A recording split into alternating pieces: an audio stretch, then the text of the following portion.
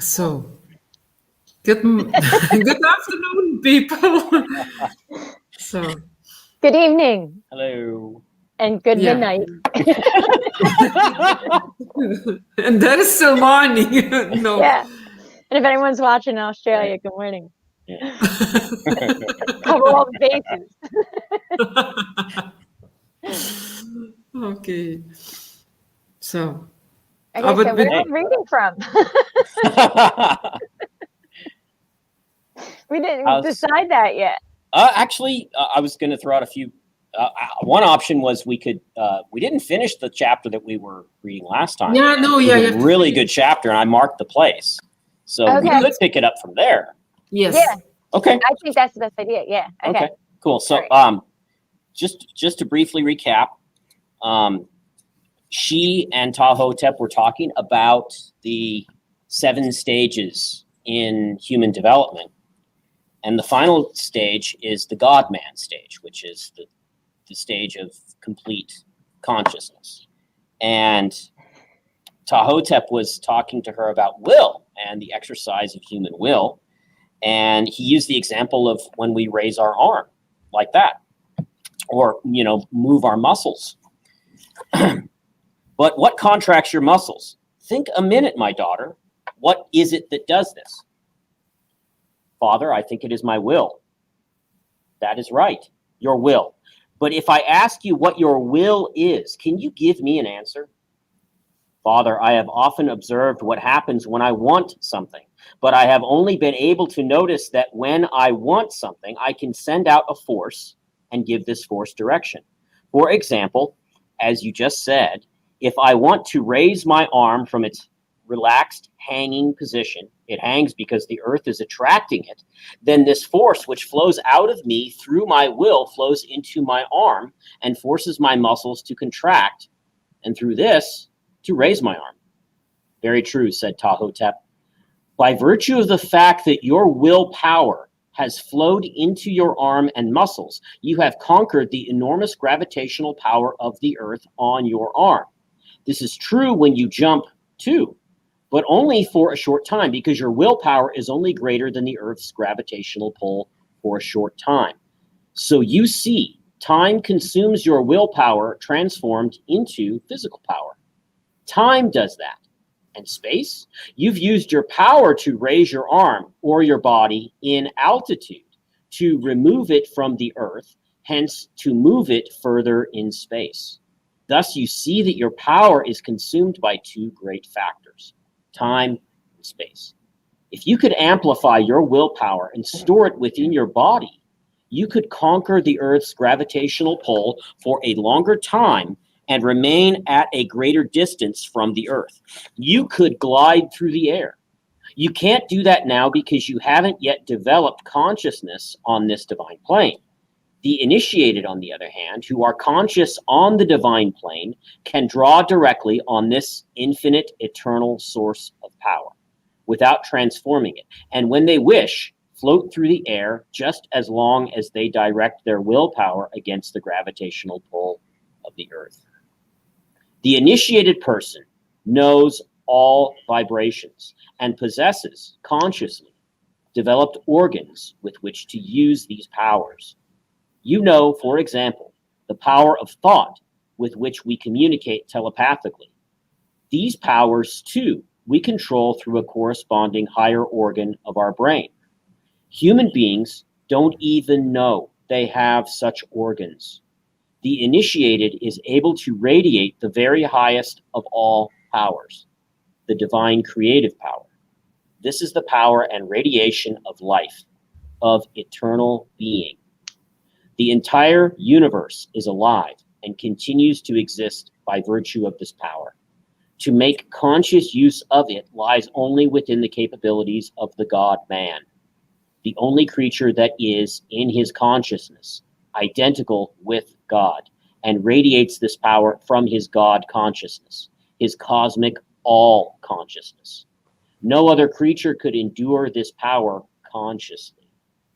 Every force has its materialization on Earth, and we therefore find that corresponding to all forces and vibrations, there is a form of matter that has the resistive strength to endure it and transmit it, or even has the ability to store it and subsequently radiate it during a given length of time.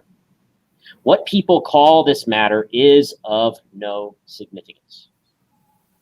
Out of it are made the bodies of creatures and forms of manifestation corresponding to the various levels of consciousness. But this is true not only of the matter corresponding to their own level of consciousness, but also of the matter that conducts the vibrations below the specific plane of consciousness concerned. The matter of plants, for example, possesses a necessary resistive force for the vibrations of the vegetative life force, and at the same time for the vibrations of the matter, as the plant has a material physical body. The nerves and the bodies of animals carry within themselves the animal power corresponding to the animal level, and at the same time, the vibrations of the vegetative level, one octave lower, as well as the vibrations of the material plane, a further octave lower.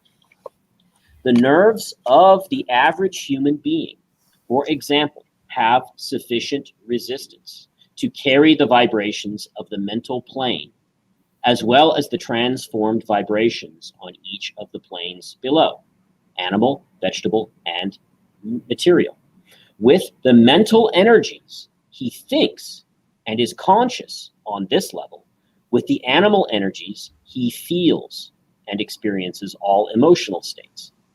The vegetative streams of force give life to his body, and finally his body is built of matter, of material forces.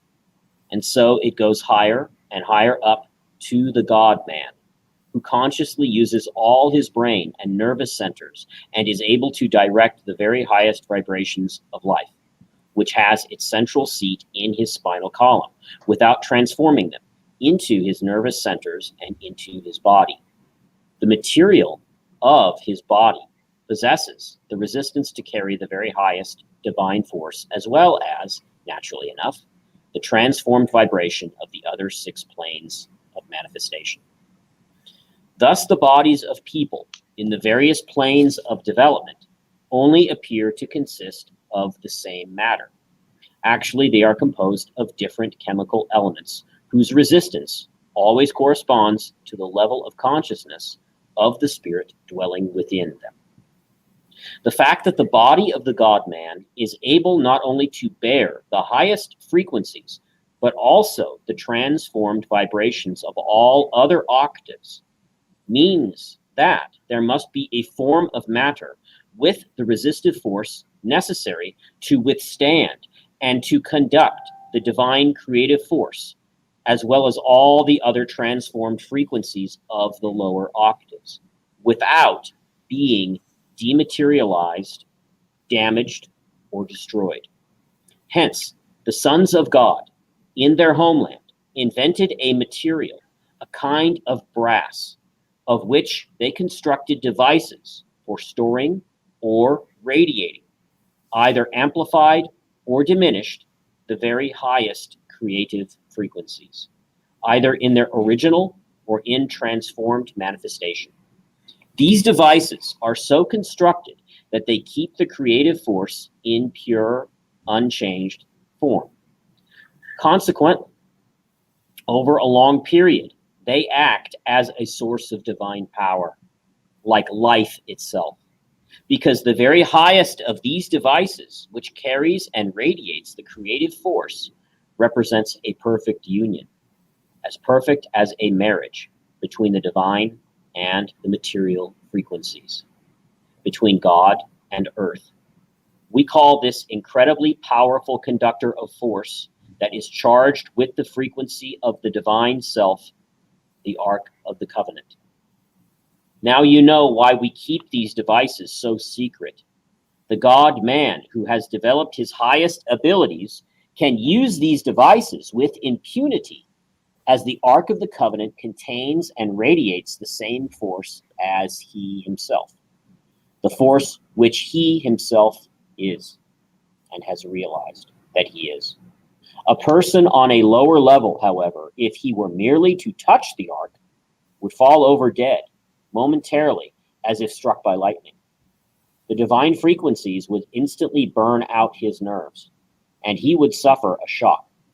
The same thing happens when this frequency is liberated from its state of isolation in the spinal column and strikes one's nerves untransformed.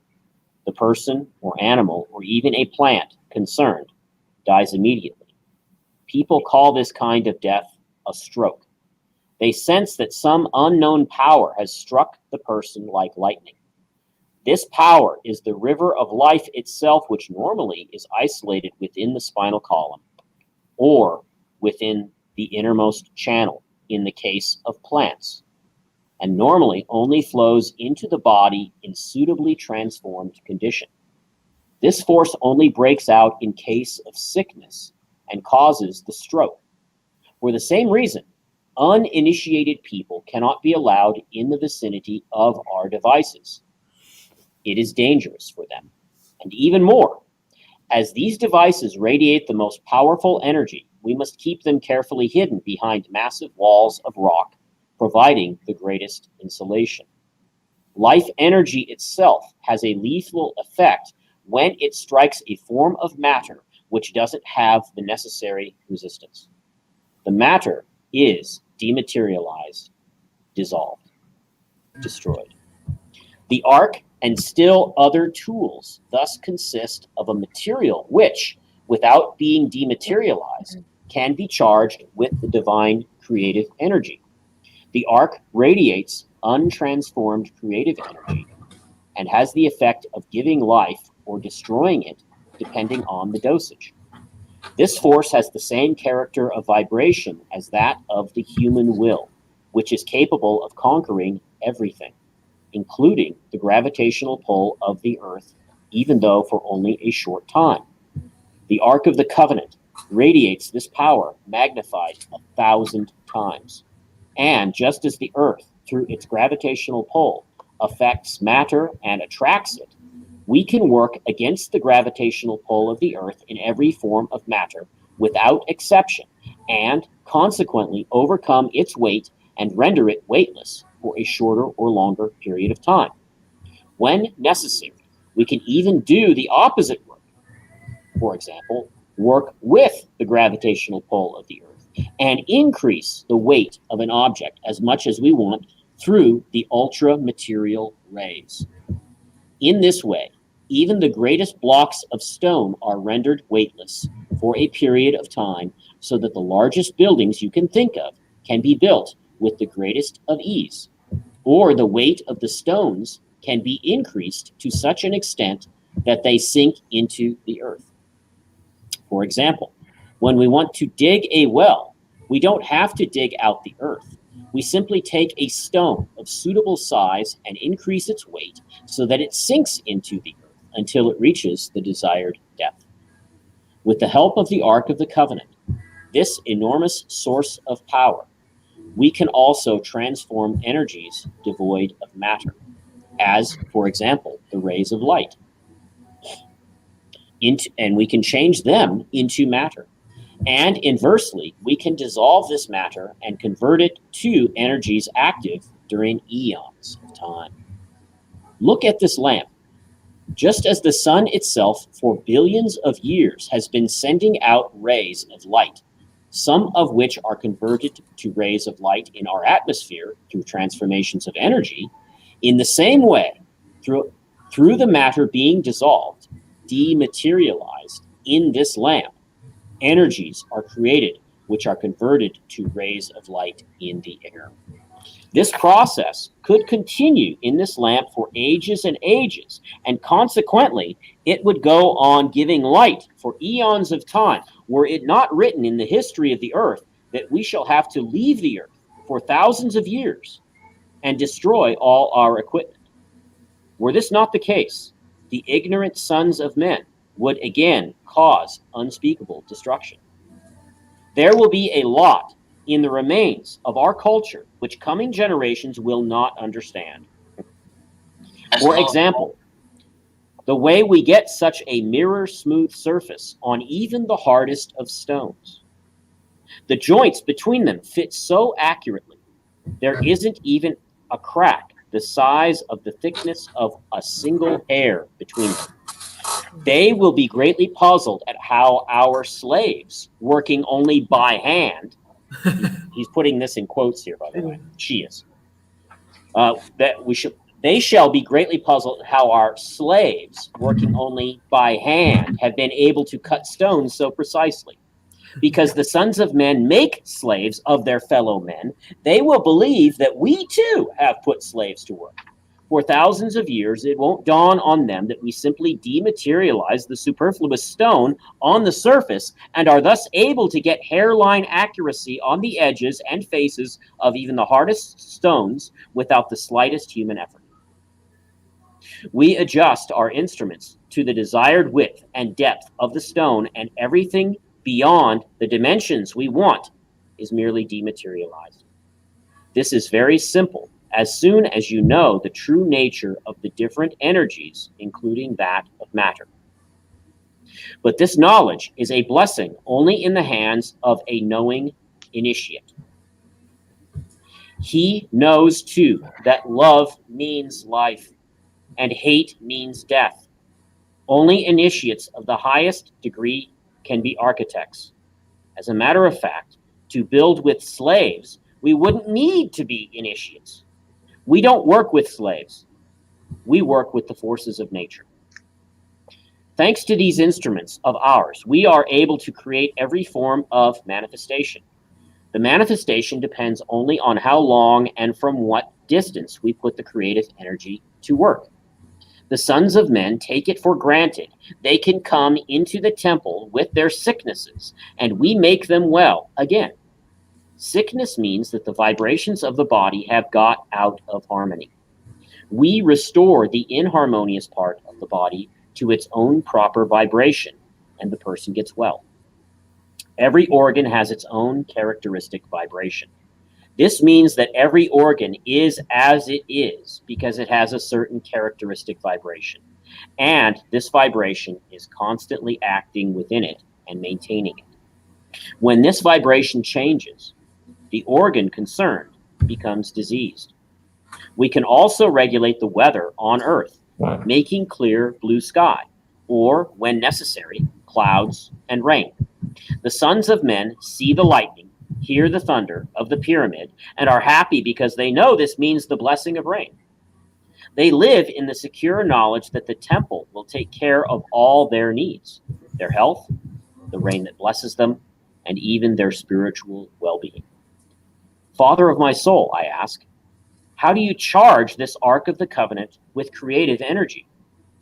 Tahotep looks at me with a penetrating glance and says, I can see you already know how we charge the Ark of the Covenant. I already told you there is only one source on earth that is able to radiate this power, and that is the God-man himself. It is the duty of the high priest to charge the Ark with divine creative power. He either drives his own high power directly into the Ark, or he achieves the same result with the help of the staff of life through converting an absolutely positive flow of power flowing from his hand at a lower vibration, conducting it through the staff, and there converting it into divine creative power in a transformed state. Only when his spiritual forces are concentrated and in his consciousness he is identical with God, only then does the divine force radiate in its primordial vibration. He must therefore be in a condition of cosmic all-consciousness when he wants to radiate the creative force. If the uninitiated sons of men were to see him in this condition, they would run away, terrified, as at such times the God-man radiates such celestial divine light that ordinary people can't stand the sight of him. If uninitiated people were to touch an initiate in this divine condition of being, they would momentarily fall over dead, just as if they had touched the Ark of the Covenant. Thus, when an initiate radiates his rays of life for healing purposes, he withdraws into a state of concentration such that his radiation can be borne by people without harm. That is the power he directs to the appropriate nerve center. He raises up to the level of creative power with the help of the staff. For the staff is so constructed that it can not only conduct the rays, but also transmit them in a transformed state, amplified or diminished at will. Hence, an initiate doesn't need to enter the divine state of being in order to conduct the highest radiation of life into the Ark of the Covenant. On the contrary, he can enter a lower state of concentration and then direct the power corresponding to this level into the Ark of the Covenant, after raising it with the help of the staff up to the level of creative energy. When the Ark is charged in this matter, it radiates for a long time this highest and strongest energy as a source of all other forces on Earth. An initiate can produce and control even the most varied frequencies with the staff, as the staff is an Ark of the Covenant in miniature form, except for the fact that creative energy is not stored in it, as in the case of the Ark of the Covenant. With the help of the staff, a human being could even convert his lower powers into creative force, if he could radiate in a pure, positive, and completely selfless manner, power that is several octaves lower. This is because the staff always radiates the power that a human being puts into it. If a primitive and selfish person were to get possession of the staff, he would transmit his own negative radiations arising from his selfishness and his sickness, possibly even in amplified form. And this causes sicknesses, epidemics, earthquakes, or even greater destruction, as the necromancers and practitioners of black magic once did in the home of the divine race. Do you understand now why the initiates keep their science so secret from the uninitiated? I understand, Father, and it is now quite clear to me how my father revived the half-dead boy. In his state of high concentration, Father directed his radiation in magnified state into the child. It worked like a miracle. The child was charged with vital energy, and his exhaustion disappeared immediately. But Father of my soul, what is going to happen when the sons of men take over the government? Are you going to destroy the magic staff, as Father said, when he told me the initiates are going to destroy all their instruments? What a shame that people won't be able to enjoy the blessings of these powers. My child, says Tahotep, every creature lives in conditions that are exactly adapted to its state of development. If we were to betray the secret of the staff to the sons of men, they would immediately use it to do harm to each other and to themselves. The sons of men aren't ready for this knowledge and won't be ready for a long time to come. The staff we are now using will be taken out of Egypt by the last initiate in possession of the secret knowledge, along with the Ark of the Covenant. They will have no possibility to build a pyramid. On the contrary, he will make a small cover for the Ark to insulate it as well as on the possible. pyramid. What's that? Said I'm interjecting on the pyramid. Yes, we are. Yeah. We're building a pyramid. Oh, no. It's not a Susan pyramid. They're talking about the pyramid in Egypt, not your backyard. We can. I promise. Gotta try. What is it about the CIA that you want them on your door? You know, they've been looking all over the world for the instruments, girl. He just told you if you've taken, I'm taking notes. They destroyed the instruments because the monkeys gonna kill each other with it. Yeah, that's another thing. Keep talking about these staffs, and now there's megaliths coming up, like the black magic people you just said used to use for evil. Mm-hmm. They're doing crazy stuff. Yeah, and then the chemically changing you, that was in earlier last week. Yep. Yes, we can just take it. The Matrix is breaking down all around me. I was thinking the atomic power. Right. That's what I was thinking. She's getting ready to say it, Gerard. She's getting ready to say it. I'm getting high. You can't take it, girl. They blew it up and told you they destroyed the instrument. Yeah, The and only I one think they left. used me. Yeah, but I think is the atomic bomb, is that not a kind of such big power that they destroyed instead of using it in a positive way? Is that not? Right. I mean, I was thinking about that. I So think I shared with you guys last time something I read in some of the alchemical literature about an alchemist that went to Oppenheimer and warned him, stop what you're doing. You must stop this because you have no idea what you're getting into. I think he may have even mentioned that this will open a portal to some very dark things, which I don't have any. I mean, look at the destructive power released by the Hiroshima bomb, and now we've got bombs that can do 100 or 1,000 times the destructive force. yes. So they use it still very negative. They still use it. Negative. Yeah. Yeah.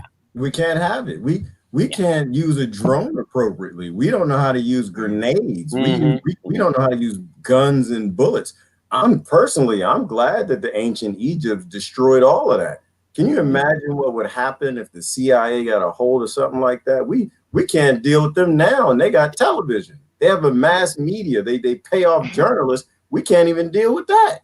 They had like a thing to turn Susan into a pillar of salt because she built a pyramid or something. What are we gonna do with that? That's what I'm feeling. Unless it's in Oak Island. But I think who said that? Desiree said it. She said that isn't the Ark of the Covenant in Ethiopia? And I think the answer is no, Desiree, on that one. I know what you're talking about, though. There's a church there that says they have the Ark of the Covenant, but they won't let anybody see it. I don't think that's true. And the reason why is we colonize Africa, we blow everything up and we steal all the resources and topple governments. If anybody had anything that could defy the United States Incorporated or NATO weapons, they'd have been took that joker out.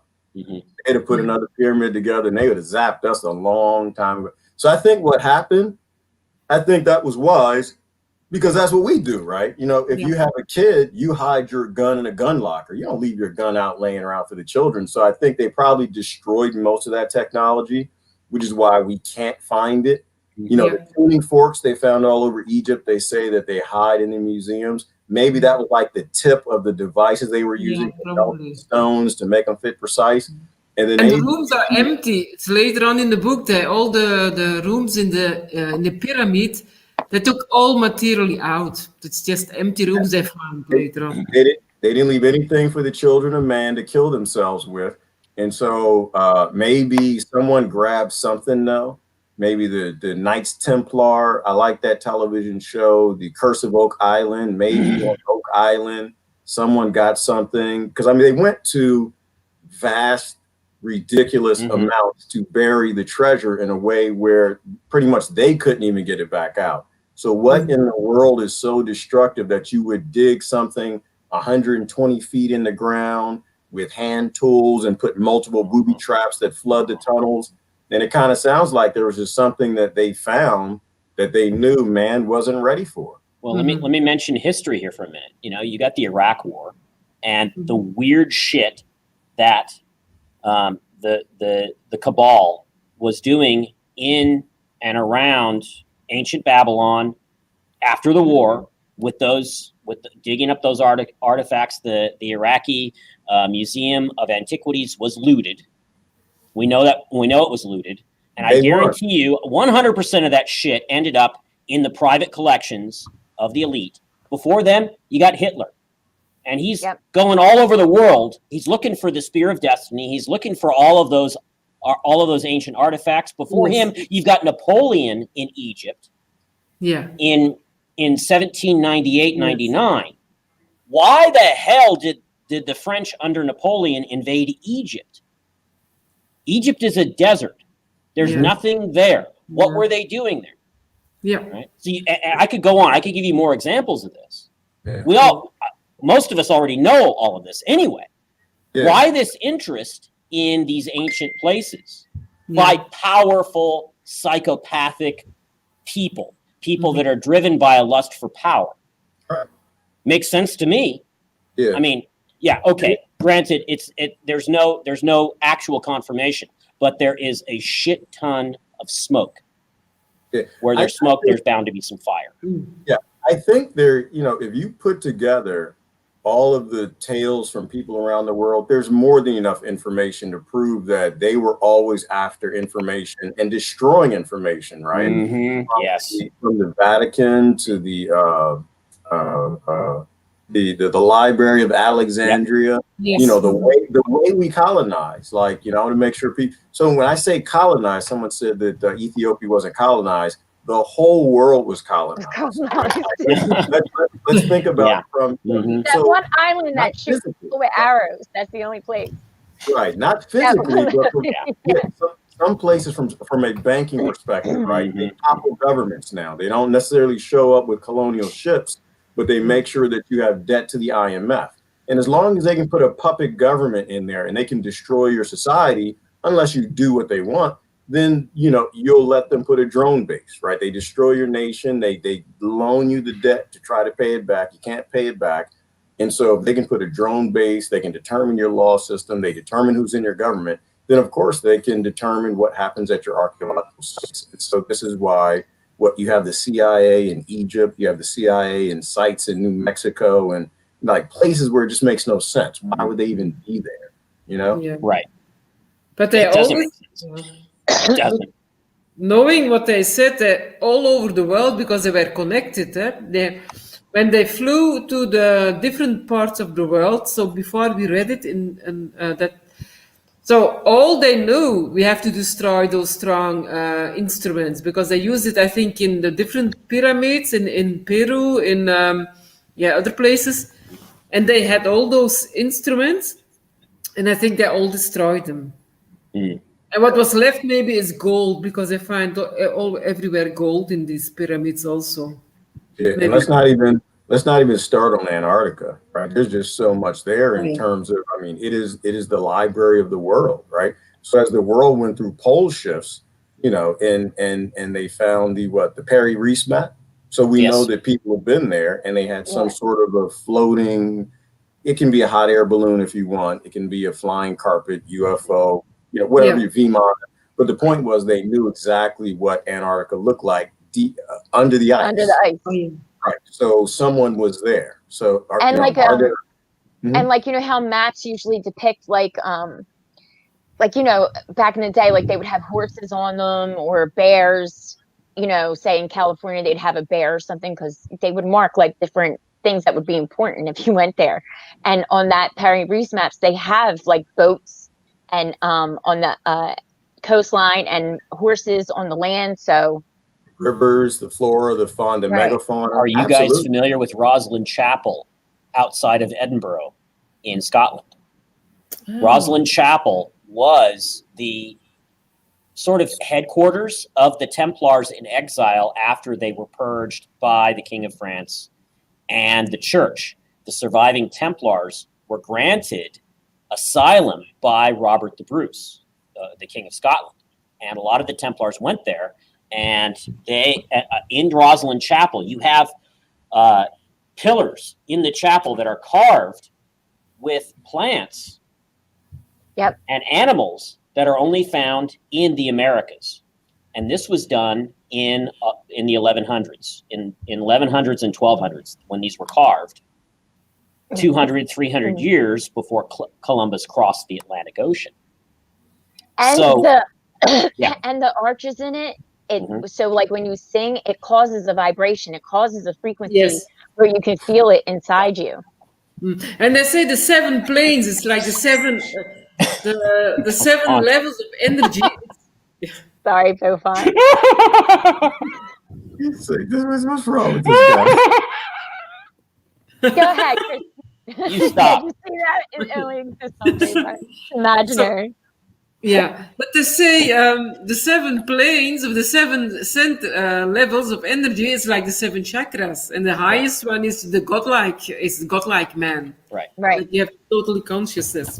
The 7 notes of the octave scale. Yeah. The octave, the 8th note is the 1 repeated again.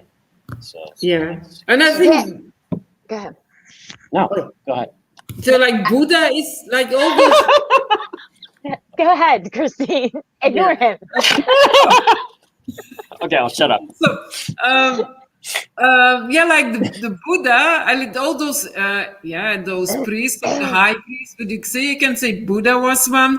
Moses, later on they speak over Moses, because he can see the future, those godlike men. Moses was a initiated one. All these prophets, they were initiated. I mean, can say because they were godlike men, they had the same powers as those people. Right. So, and I talk also about Jesus, about Mother Mary. So, and they can see it how it was really. Yeah. So they can just go to that place at the moment, how it is really. So they know what they eat, everything. Yeah. Like they really see it like it was, and then they go back in time. They can go forward in time. They can go. Yeah, they're like totally godlike. So like they have all.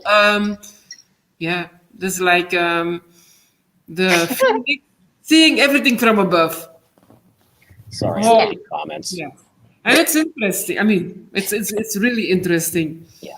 But It's like then it's kind of like Egypt with the Eye of Horus. Like once you reach that level, you can see above everything. That's why his vision was so special, because he could see above everything else. Yeah. Yeah, and then they speak also about astrology. You next time the extreme.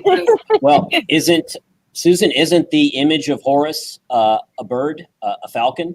Yeah. Yeah. Yeah, and Makes sometimes sense. it's just like an eye with rays of light coming out of it. Mm-hmm. Which That's the power. Yeah. Yeah, and that's the other thing I was going to say. I love how in that book it refers to octaves, like animals on an octave and humans are on an octave, because we always say about frequency and sound and Vibrations. yes, yeah, Well, and like this chapter is practically word for word some of the stuff that Gurdjieff says, or Uspensky reports Gurdjieff as having said in Search of the Miraculous. I can't wait to cover that book. I have to be careful about copyright on that one though, because I'm sure that it's. I'll have to check. And see if it's in because I'm dying to talk about that book.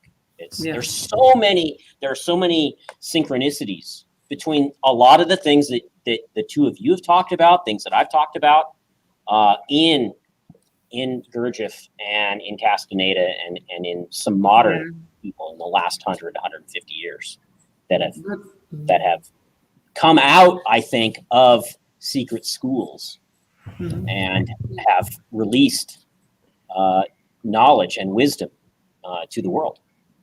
So yes. Yes, let's build a pyramid and have a secret school inside. Let's do it. Come on. Yes, do it.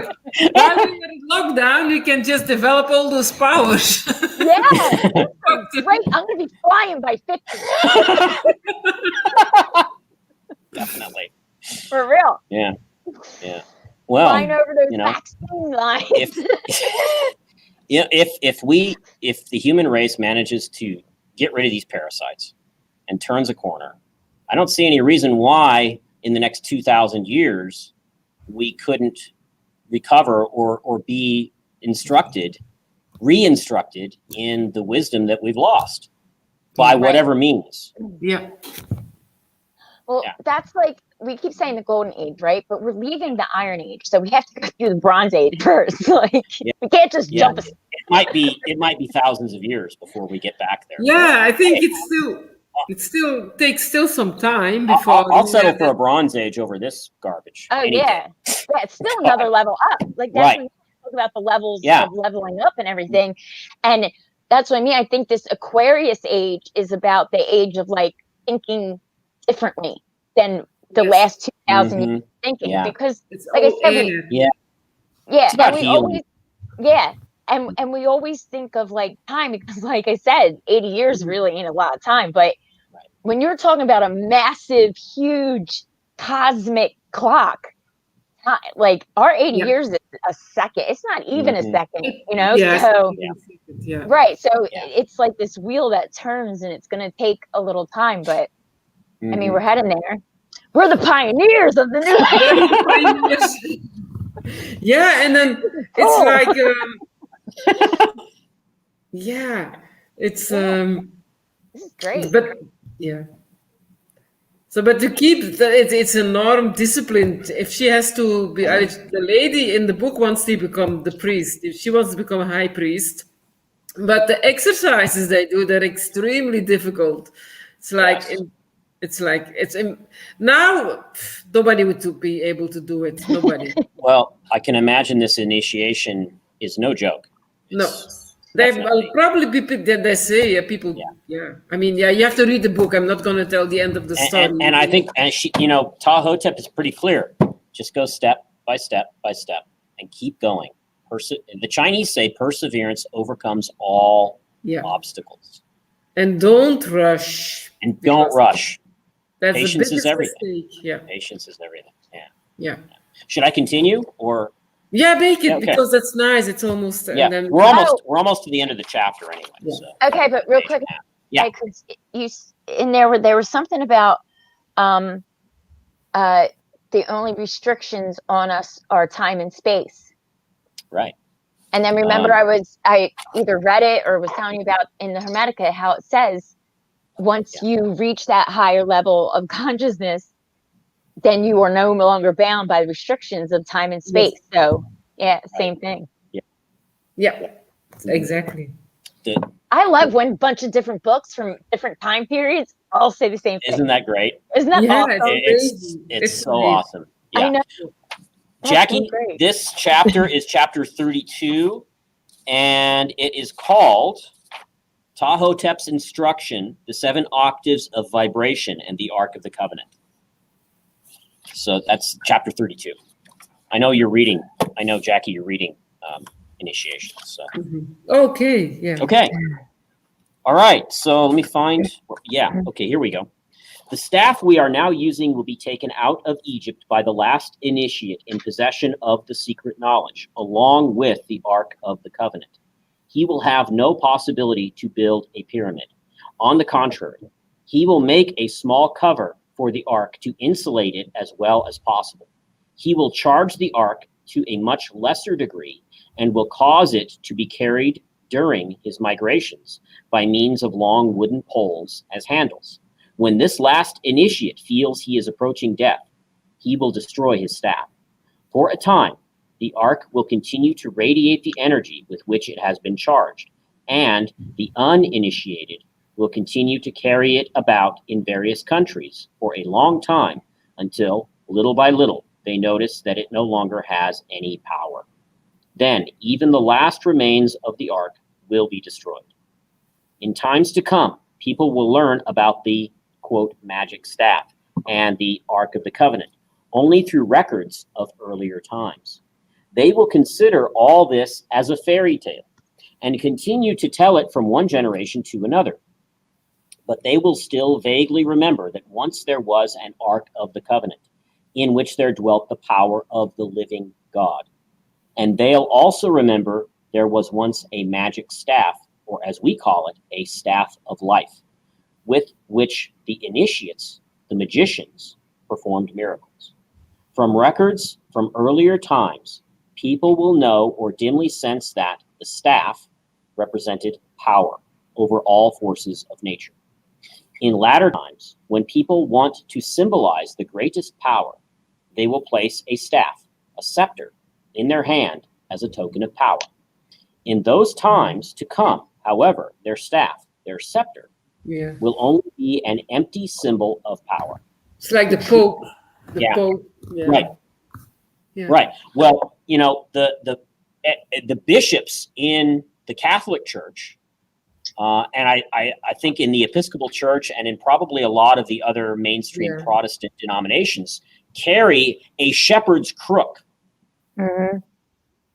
Well, that resembles the serpent on the depictions of the pharaohs and the wives of the pharaohs. That the serpent that would come up and the asp that would sit right here on the forehead. It's the Kundalini. Yeah. If you see, it's the Kundalini. If you see the picture of Nefertiti, yes. The head they had a long head, and then she has a nice snake. Yes. The Kundalini. Mhm. Very Right. beautiful. Very Right. beautiful. Right. So, the snakes were revered symbols in Egypt, definitely. Okay. The other thing I was thinking about was Raiders of the Lost Ark, and George Lucas wrote the story for that, and we know that Lucas was interested in ancient mythology, and she's talking about Tahotep is talking about the staff of life, and if you remember in the movie, Indiana Jones has to recreate the staff of Ra, and he had the head of the staff, and then he had to place it within the map room. Yeah. And if you remember, at the time of day, the light from the opening would strike the crystal in the center of the head of the staff, and it would shine like a laser beam, a beam shaft of light on the place where the Ark of the Covenant is buried. That sounds like some connections with what we just read. Yeah, exactly. Here. It does. Just a little conspiracy theory. Anyway. We can't hear you, Gerard. Can't hear you. You can't hear me? No, you're good. There you go. Yeah, no, I thank you. I said those don't exist anymore. Conspiracies do not exist. 2020, everything is literally everybody around me is walking around in face diapers and hiding in their house from the invisible things in the air coming to kill people. There's no such thing as conspiracy no more. And So everything. I love it. They've deleted history, right? They literally delete history on a regular basis, keeping things from us. And so, I say it all the time. I mean, looking back, that's the only way we understand what's coming forward. That's the only way we understand, the people we came from is starting to question what we were told in history class and really wonder why a lot of this was kept out of history. Well, we're destroying history right now. Yeah. Literally. But so you have to keep these books. And Buy a like book because maybe that's the last knowledge you have to remember. Yeah. No, the Cabal says if we can't possess it, we'll destroy it. Yeah. I'm afraid that if they do fall, that they're going to destroy the entire contents of the Vatican Library. I think they'd rather destroy it than let us have it. I would too. Yeah. I don't blame them. Y'all let me in there. Yeah. Don't let me come in with a kerosene and a match because we're not ready for none of this. We can't deal with the Encyclopedia Britannica. We don't know how to deal with airplanes. I'm ready. Speak for yourself. Right. I agree, Susan. Bob, I'm tired of this matrix. We're just, you know what? I'm go higher. Yeah, and they got stamps and magical shit to make them go higher. I think there's stuff in there that would have liberated us a long time ago. Yeah, there may even be free energy devices in there, which might be dangerous. Yeah, I don't think though that there's any like staff of life or I don't think any of that stuff it wouldn't be in the Vatican Library. It would be in the hands of the black magicians themselves, and it would be completely hidden from view. So, but they destroyed themselves. It said, but there's writings in there. Mm-hmm. But the black magicians, they destroyed themselves because they used it for the wrong reason. So yeah. I mean, I think you have explanations in how the devices work. You might have schematics. You might even have the ability to follow maps to find out where a lot of that stuff was hidden. I think the vast majority was destroyed. But like a good human slave, we're not going to destroy everything. Master hand you something and says, "Yeah, go destroy this." You're going to you're going to take off the crystal. You're going to take the handle. You'll get something from it, the secret power, put it in your pocket and destroy the rest. So I think that, and that's probably what was hidden, all over the world. But then again, you got cats like Thoth, right? He hid an entire spaceship in Egypt, right? Yeah. And so I think that's what, Hitler and all these guys are after. And that's what, the CIA is after right now. And this is why I disagree 100% with Susan Jewell. The idea that I don't think Just that. go get it. Take it. I think that's what the Egyptians thought, and look what happened, right? I think that's what all these countries around the world, they think that they can defy people who can like literally obliterate your entire country with an atom bomb or nuke, And if you think for a minute, Britain, America, the United States Incorporated, Rothschilds and Rockefellers would let Susan Jewell take a jewel out of Ethiopia that can like fire a death ray. No, they blow up the entire continent and be fine. Yeah. They blame it on the aliens or the cuckoo virus, and everybody be like, "Oh yeah, the cuckoo virus. Yeah, this bad mouth. Cuckoo virus." You know what? It's because Canada didn't wear their mask. Canada did not have their mask on, and Egypt was not social distancing, and so that's what the television said. And people believe it. We just have to be patient, wait for the vaccines to run their course, and then we could just go get it. Gotta wait. Yeah, it'll be fine. We'll be the only ones left. But I don't. Yeah, I mean, real talk though. I mean, you're dealing with psychopaths, right? These are people that drop white phosphorus on children. These are people that drop entire buildings on babies. These people will kill anybody. They'll destroy the entire planet before they let I think so too. out of an ancient site with something. And that's still a danger. That's still a danger they're losing, and they might destroy everything. Yeah. Well, I think if it gets to that point and they're on their way out, they're losing, and they try and do something like that. That's when I think that UFOs will come in and say, "Oh no, you won't." Because the human race has made its choice. It has chosen for you to get the fuck out. Yes. And natural law will be preserved in that case. I want to deny that so bad, but I can't. I really want to say, I just want to say the aliens ain't coming, man. Yeah, stop it. Stop it.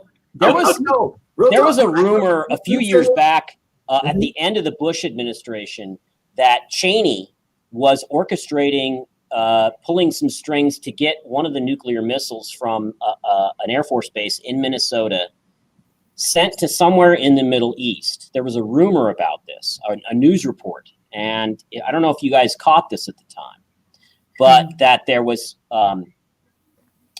something happened in an air base in the south of the U.S. while it was being transported from Minnesota down to this air base, and some ensign or some low-ranking officer said, "Wait a minute, this there's no procedure for this," and he blew the whistle on it, and it got stopped cold. Yes, I remember that. There was the transfer, and he said, "Whoa! You just can't put the nuclear weapon on the U-Haul, brother. You gonna have to fill out a form, right?" Yeah. Right. And it was I remember that. I don't remember all the detail around it. Right. But I agree with you, and I don't agree. I don't want to agree. I like the idea we got to save ourselves, but I think there is a contractual thing, and so when I think about them blowing everybody up, like what I think about is time dilation, right? Mm-hmm. All they need is an anti-gravitic machine, right? Mm-hmm. People call them UFOs. It's not anything special. It's just a maglev train with more electricity that raises higher in the sky. Time dilation, right? So the further you get from Earth, the slower time goes. Yeah. They proved that in the Mahabharata, and NASA just proved that recently in the 60s. All they have to do is drop a nuke, destroy the planet, radiation, dirty nuke, whatever, go up in space. Further enough from Earth where time doesn't, move as fast. Maybe it takes them 10 days. They come back, and it's been 100,000 years, and it's just dinosaurs again. As far as we know, we've played this out multiple times, and all they do is go up, hang out, chill out, wait 10 days, come back. It's been 1 million years. They restart it. We call them the Illuminati. We call them the Anunnaki. We think that they're aliens, and they're not. They're just us from previous times, time travelers, if you will. Well, in what he just read, it said that humans would have to leave Earth for thousands of years for it to, for it which might be a few minutes. That might be one game of Parcheesi, and then you just turn around, come right back, and like, oh, everybody's running around in grass skirts, hitting each other in the head with clubs, and you teach them mathematics again and how to build structures. Mm-hmm. And if like, because like there would like if something happened to Earth, there's always survivors, right? Even if it's like 5 and they start over, right?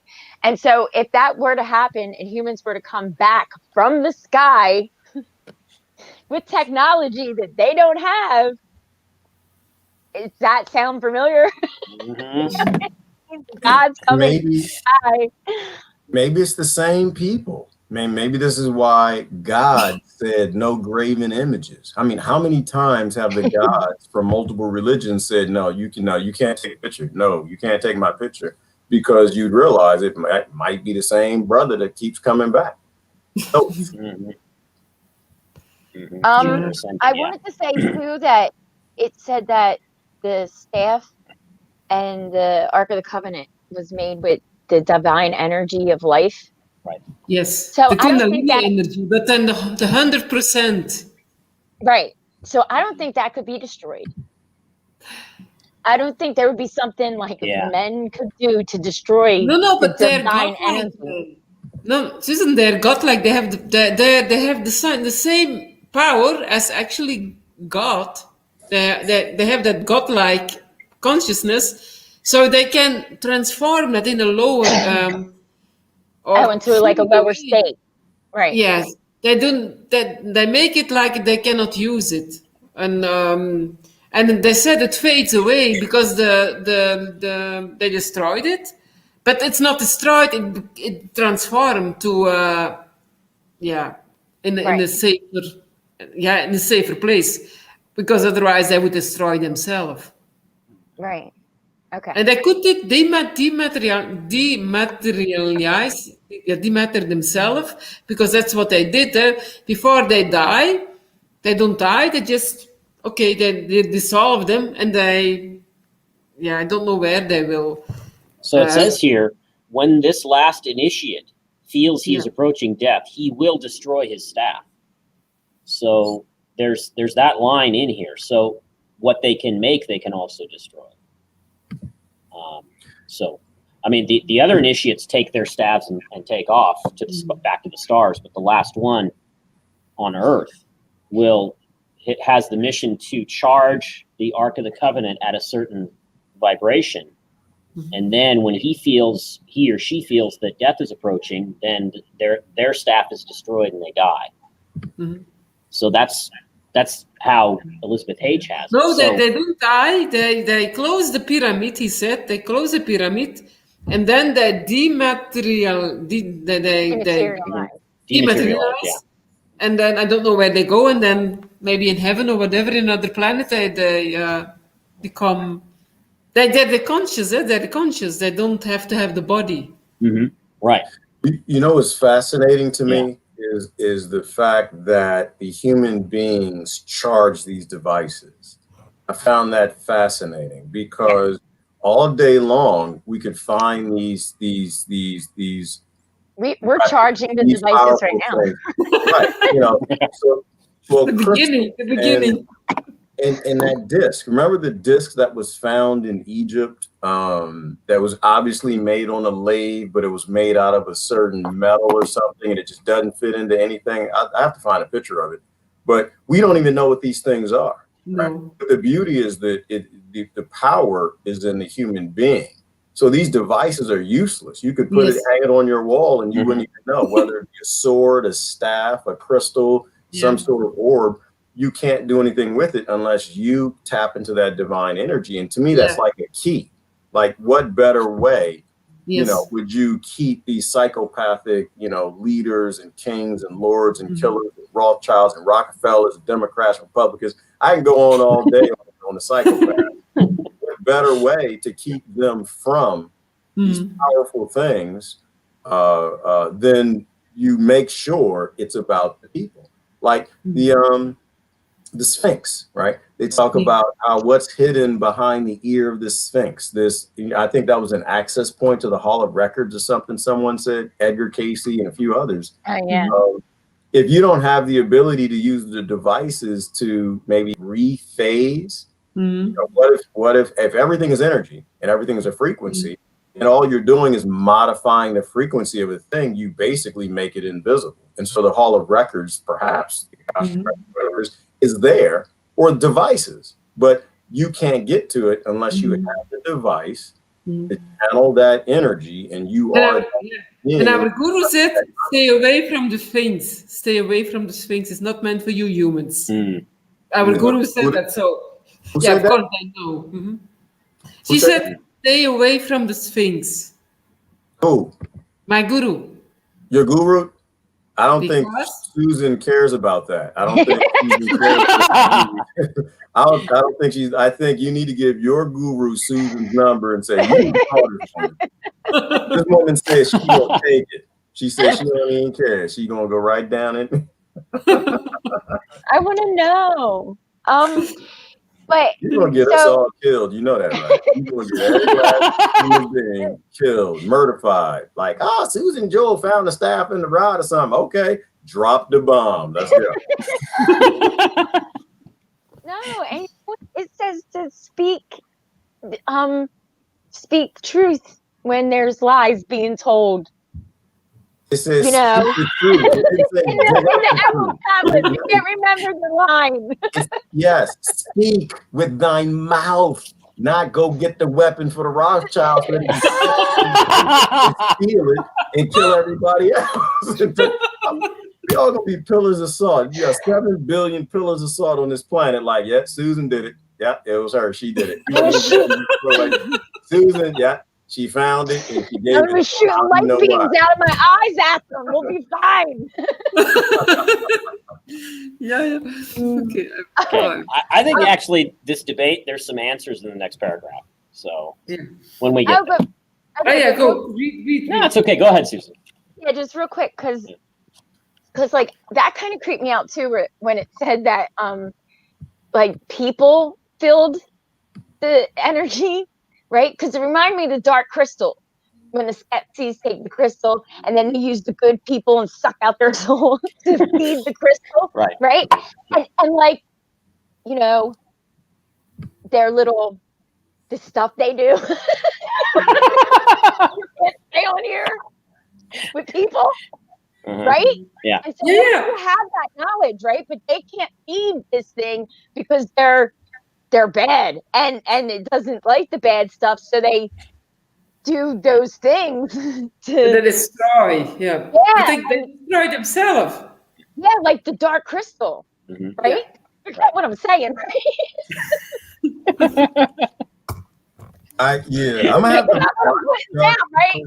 Like those little things that kind of look like us that they do crazy things with to like suck their soul to feed their energy devices.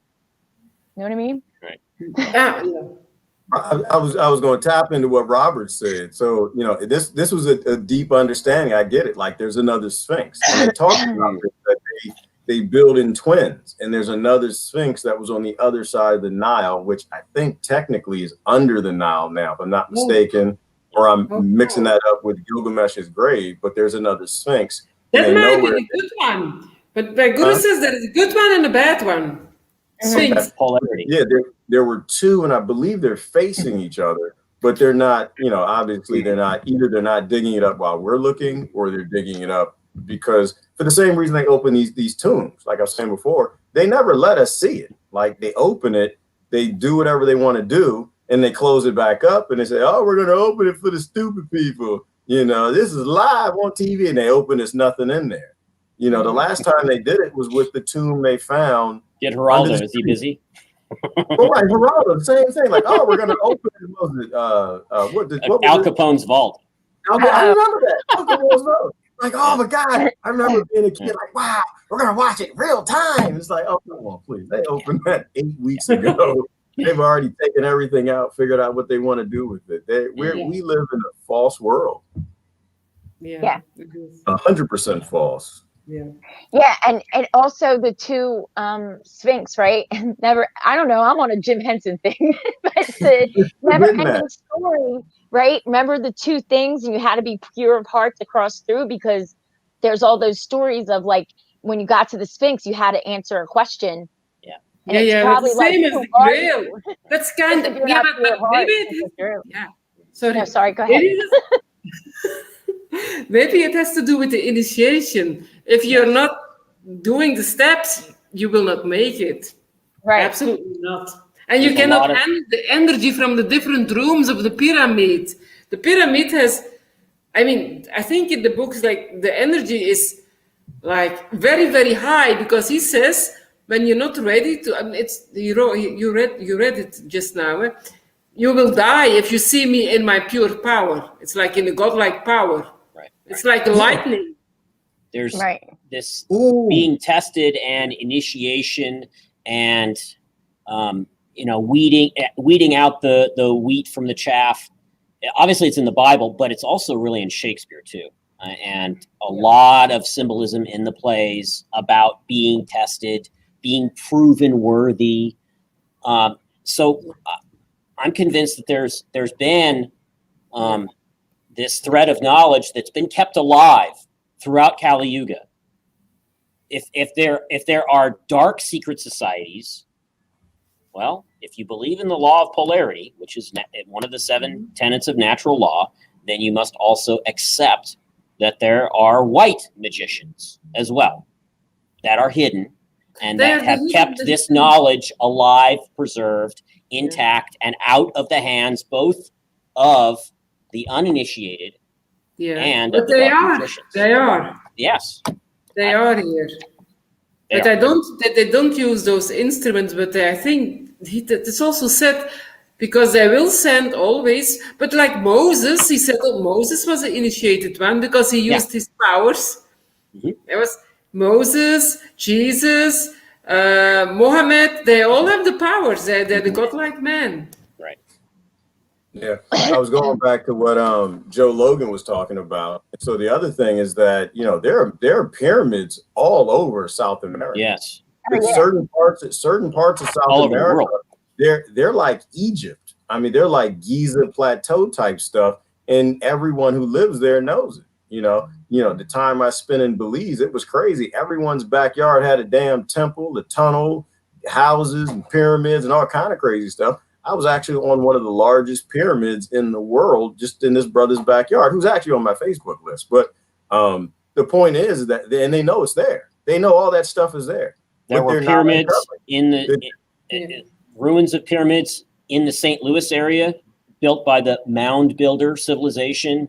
Yeah. Many people believe that the Bosnian pyramids are pyramids and not, natural formations. There's I haven't looked into it, but I have been told that there are pyramids buried underneath the sand dunes in the Gobi Desert. Yeah. Well, so my theory, I mean, there is that the problem with letting the world know there was a global traversing civilization that had high technology that built structures all over this planet and perhaps hid things in tunnels and tombs. There's no way you can let people know that, because there's no way you could regulate that. There's no way that you can censor technology. There's no way you would get to it first if the majority of people on this planet knew, and a lot of their backyards were perhaps, pyramids and temples and structures and ancient powerful devices. Not with Susan jewels all over the planet. No, hell no. They're not, and this explains Clovis first, right? This explains the theory that, there was nothing in America before the Clovis civilization, but we know that the mound builders were here. We know that the Olmecs were here. We know even that goodness gracious, I mean, the Vikings, the Africans, they were all here. They were all in South America, and before them was a civilization that we lost from the Younger Dryas period, right, where the massive asteroid destroyed North America. There are runic carvings that in North America, I think it's in New England somewhere, that resemble the pre-Celtic language of the people that inhabited the British Islands, Ireland, Cornwall, places like that were found in New England. I don't remember when, probably about 100 years ago. And there's a pretty good book. I don't think it was by Ignatius Donnelly. Ignatius Donnelly wrote the book on the destruction of Atlantis. But it was someone in the same age, at the same time. And this book, my teacher has it in his library. I'll have to ask him to borrow it. Talks about the commonalities between the alphabets used, found on these markers, on these carved stones in New England, and the ones that you find in Ireland and the Celtic lands where the Celts inhabited. So just thought I'd throw that out there. So there's evidence all the time of the connections between so-called separate civilizations. They found jewelry made with stones native to Egypt in the burial mounds at Tara in Ireland, where the kings of Tara were buried. So there's the connection between Ireland and Egypt. There are other connections as well. Yeah, the cocaine and the mummies, the treasure junks, the Chinese pottery found in South America. Yes. So these were, we've always been an intercontinental species. We've always been traveling around, but it seems, and this is where, to me, conspiracy and logic or whatever kind of fit together, because why would they do that unless they were hiding something? Why would they keep trying to convince the global population that they came from ignorant cavemen a few thousand years ago that beat each other in the head instead of the text and the tales from from India, right?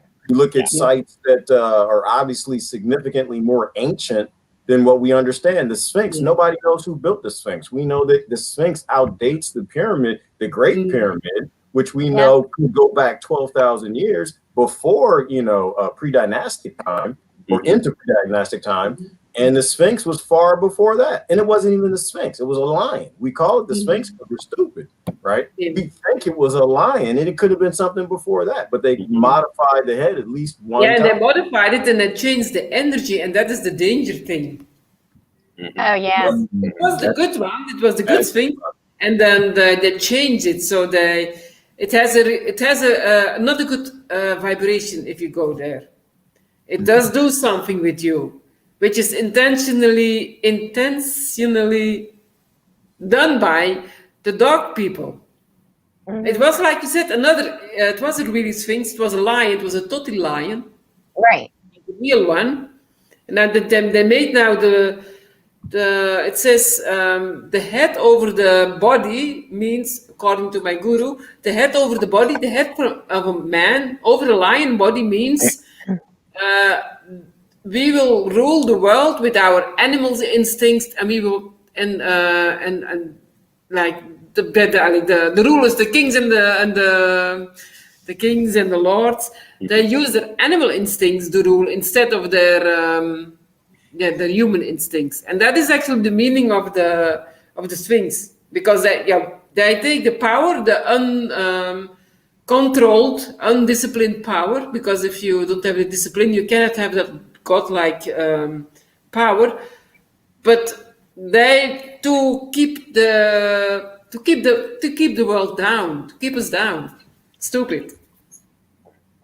Well, also too, because this is Graham Hancock and Randall Carlson, but because they were saying that, so when it was built, the lion, they think the Sphinx, when it was a lion, they think it happened either 12,000, like 300 years ago, or 26,000 years ago, because it would have been the age of Leo. Yes. And the sun would have actually gazed upon its own image as it rose, in the morning time. The last time the Sphinx was aligned with Leo, the constellation, right? Right. Yeah. And if you think about it, right, because then you had the flood 12,000 years ago.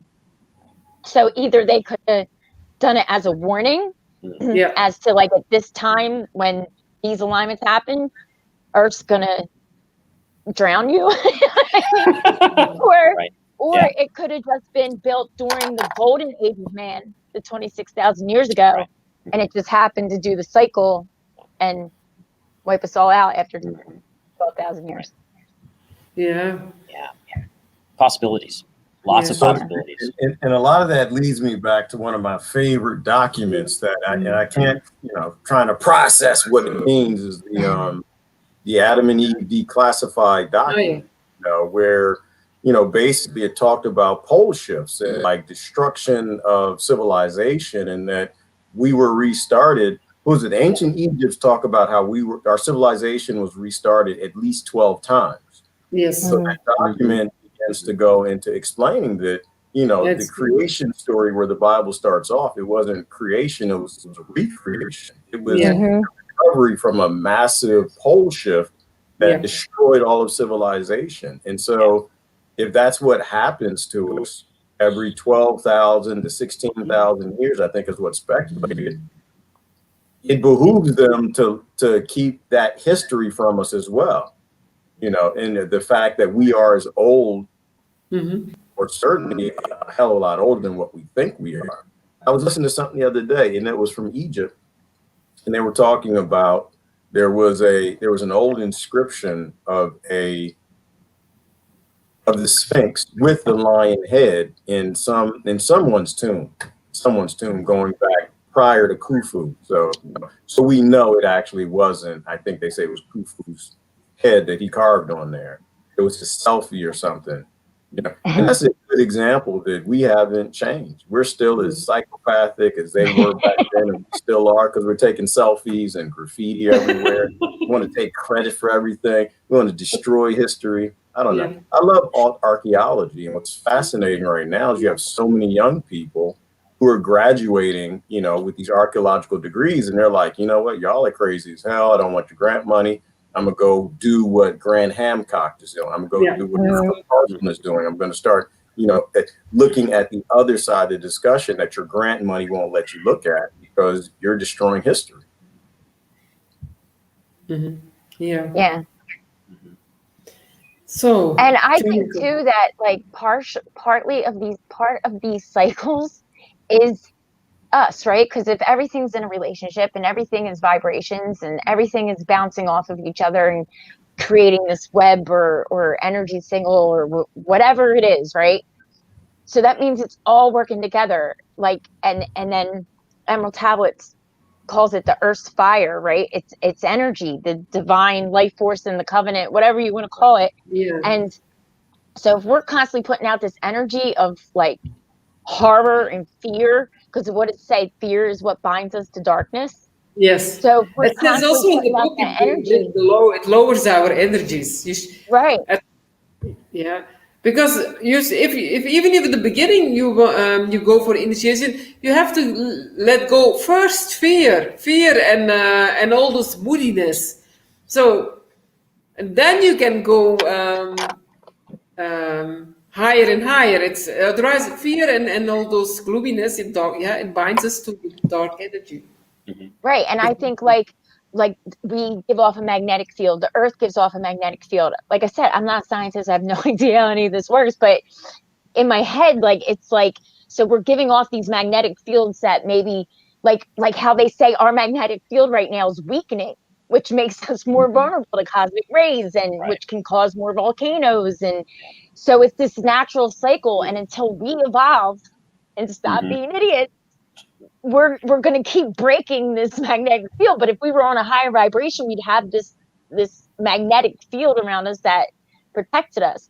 And also that makes the Earth healthy, and that makes more abundant, and it really all works together. It is. It is. Yeah. It is. Yeah. Exactly. Well, it's all connected. Yeah. So read the rest of the chapter. Okay. All right. You can finish it. Okay. In latter times, when people want to symbolize the greatest power, they will place a staff, a scepter, in their hand as a token of power. In those times to come, however, their staff, their scepter, will only be an empty symbol of power. The true power and force of the staff will no longer be known to them. Only after thousands of years will a descendant from the tribe of the sons of God be reincarnated. See? That one will discover these truths for the people of his time and will make a new magic staff. Until then, however, for thousands of years, there will be a strange kind of people who, either to entertain or to cheat, will call themselves magicians and will pretend they are performing their magic tricks with the help of a magic wand. They will thus be imitating what once actually existed. They will hold a magic wand in their hand, in air quotes, and go through the motions of drawing magic powers from this wand. They will also use magic words imitating our magic formulas. But people will only learn the true gigantic power of the word centuries later when the fallen members of the divine race are reincarnated, those who are now living here, and will remember in their subconscious the truths which in that time will represent ancient records. They will prove, these ones who are reincarnated, that their memories are correct. The time will come when the sons of men rediscover and repossess all knowledge, even the very highest. Even then, of course, this knowledge will remain an unintelligible secret for the ignorant masses, and in uninitiated hands, these rediscovered truths will be a curse.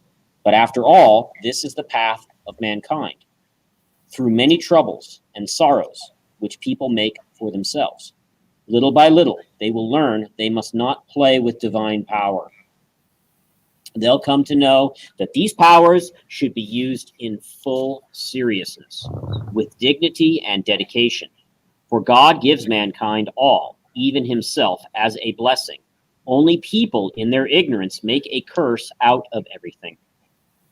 Father of my soul, I ask, you said that the pyramids were made of thick blocks of stone in order to insulate the equipment by means of which the penetrating frequencies are radiated. But how then can you conduct the radiations to the outside? The thick walls of the pyramid all contain shafts and tunnels through which we conduct out of the force of the Ark of the Covenant and the other supplementary equipment which radiates energy. With the aid of these shafts and tunnels, we also control weather. The positive and negative tunnels are built in different directions. When the positive and negative forces flow through them, they cause clouds to form and bring about the desired rain. The equalization of these tensions causes flashes of lightning accompanied by great noise. That is why people hear thunder coming from the pyramid. The other pyramids have been built for various other installations. What's going to happen to the pyramids when the sons of men come into power in our country and the Ark of the Covenant and all other instruments are destroyed? Will the pyramids stand empty? And what's to become of the high priest and the other priests and initiates? I ask. My child, all except for the largest pyramid where the Ark of the Covenant is now kept and where initiation is given, the pyramids won't remain empty. When all our instruments for the radiation of divine creative energy are removed, the last initiated pharaohs will have themselves entombed in one of these pyramids. Their bodies, permeated through and through by divinely creative force, will continue, as the force will not be consumed, to radiate the supreme power, just as the Ark of the Covenant does. Thus, their bodies will continue in secret to act as tremendous sources. Both of them like sources. Tremendous sources of power, protecting this continent from evil influences. The radiation of well-preserved and holy bodies will help our country keep its power for thousands of years. But in the course of time, most of these tombs will be destroyed by ignorant people. And what's going to happen to the Great Pyramid, Father? Ptahhotep looks off in the distance for a while, as if he were observing things there. Then his heavenly glance sweeps back to me, and he says, when the time has come for all secret instruments to be destroyed, And when the priest and initiates still serving in the temple at that time take their pilgrim staff and set out for far away places, the high priest and his deputy will close the rock entrance of the Great Pyramid from the inside so that no son of man can find it. Then, after fulfilling their last duties, they will dematerialize their own bodies in just the way you've often seen the offering on the altar in the temple dematerialize. Just a flash, then a little white cloud that soon disappears. Not a trace of ash or anything else remains behind. Thus, the interior of the Great Pyramid will be closed off from human sight for thousands of years. Nevertheless, our initiations will not cease. Mature souls will continue to be initiated here, not physically, of course, but on the higher spiritual plane. These people will experience their initiation as a dream or as a vision. Ptahhotep ceases speaking, and for a long time we look into each other's eyes. I understand a lot that he doesn't want to say, but I still have another question. Father of my soul, is there a special reason why all pyramids are built in the same form? Why aren't they built in a cubic shape, for example, like other buildings? Ptahhotep smiles. Not in cubic form, but the pyramids are built in cubic form. But I'll have to explain that to you next time. You've had enough today. I see that Ptahhotep had ended his instruction, but I still remain. I'd like to have him show me the use of the staff and the Ark of the Covenant. He looks at me with a smile and says, the time will come when you'll be permitted to know about the construction of the Ark of the Covenant and the Staff of Life.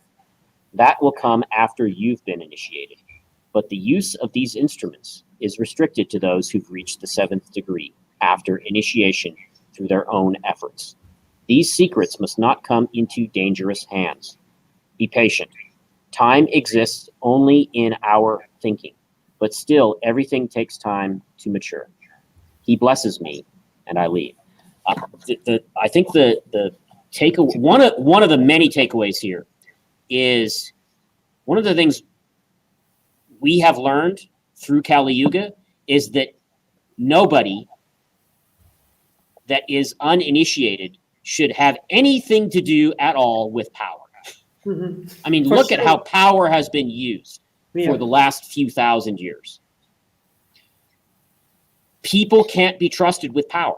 No. That's why in ancient India there were like Krishna was God, was a deity. Rama was a deity. They ruled over their country with their wisdom. They were not people actually, and they appointed like a very high evolved humans, but they were deities. I think that they should come back because humans they don't know. They always make a mess. From it. You know, looking at recorded history. I mean, it's been one tyranny after another. You get an example like Athens for 50 years. There was a brief golden age for 50 years after the defeat of the Persians. And the people in Athens had a democracy, but what made it work was that many individuals within Athens disciplined themselves and set limits on their own liberty. And then 50 years later, it was gone. Yeah. Because success breeds complacency, breeds greed, and the Athenian democracy became an empire. They took over and lorded it over the other Greek city-states, and the Spartans said, oh, no, you won't. You got the Peloponnesian War, and all that was wiped away. You know, you look at, you could count the examples of actual just societies on one hand. Really, you can. I mean, recorded history, Uspensky says history is the history of crime. Recorded history is just one crime after another. That's the Dark Age. Yeah, we still, there's never a light age. There's no light in it. And it makes me wonder, you know, because we've only got 5,000 or 6,000 years of recorded history. What's behind that? I want to know. Oh yeah. Was it all dark? Because I don't think it was. But even now, how crazy it is now. You know what I mean? Yeah. There's always light, because then we wouldn't be here at all. Exactly. Like, No. you know what I mean? Like, I always look at it as like, what they say, that one little spark. As long as there's one person on this planet that still has the light and carries the light, we're okay. Like, we can make it through no matter how bad it gets. You know what I mean? I think if it gets to the point where, it is, as Orwell described, an iron boot stamping on a human face forever, that's when the reset, that one. Not the reset. No, not again, not again. Yeah. And as you said earlier, we've been there before. I don't want to go there again. I don't want to come back, have our ancestors deal with, a Stone Age civilization for the next 5, 10, 15,000 years in order to get back again, to try it all over again, because we fucked it up again. Yes. No. Oh my God. I don't want to do it. I start fucking up. No, it makes me depressive if we start all over again. Mm-hmm. Oh, That's a hard pass from me. Yeah. I mean, these are basic questions, selfishness, greed, lust for power. Don't you get it that it ultimately leads in self-destruction? You will destroy yourself and everyone else around you if you pursue that. Yeah. That's the lesson of history. Yeah. But I also think I don't know, but like, we have to like kind of redefine our words, I guess, because like in the book it talks about power, like the power of yourself, right? Or the power of the divine energy that comes through you. Mm-hmm. And I actually have it up here. Hold on. So in the Hermetica, it says, all right, I'll just read the paragraph. I, Thoth the Elanian, give of my wisdom, give of my knowledge, give of my power. Freely I give to the children of men. Give that they too might have wisdom to shine from the veil of night. Wisdom is power, and power is wisdom, one with each other, perfecting the whole. Yeah. It doesn't say knowledge, it says wisdom. Yeah. Because there is no real knowledge. Well, you know what I'm saying? There's wisdom is like, it's like knowing things. Like, actually, you can be wise and not know shit. Yeah. You know, exactly. What I mean? So it's a totally different thing. And like, they have knowledge, but they don't have wisdom. So their power's not real. Mm-hmm. Their power's only real because we only have knowledge. We don't have wisdom, and we're allowing them to keep this power over us that isn't even real. Right.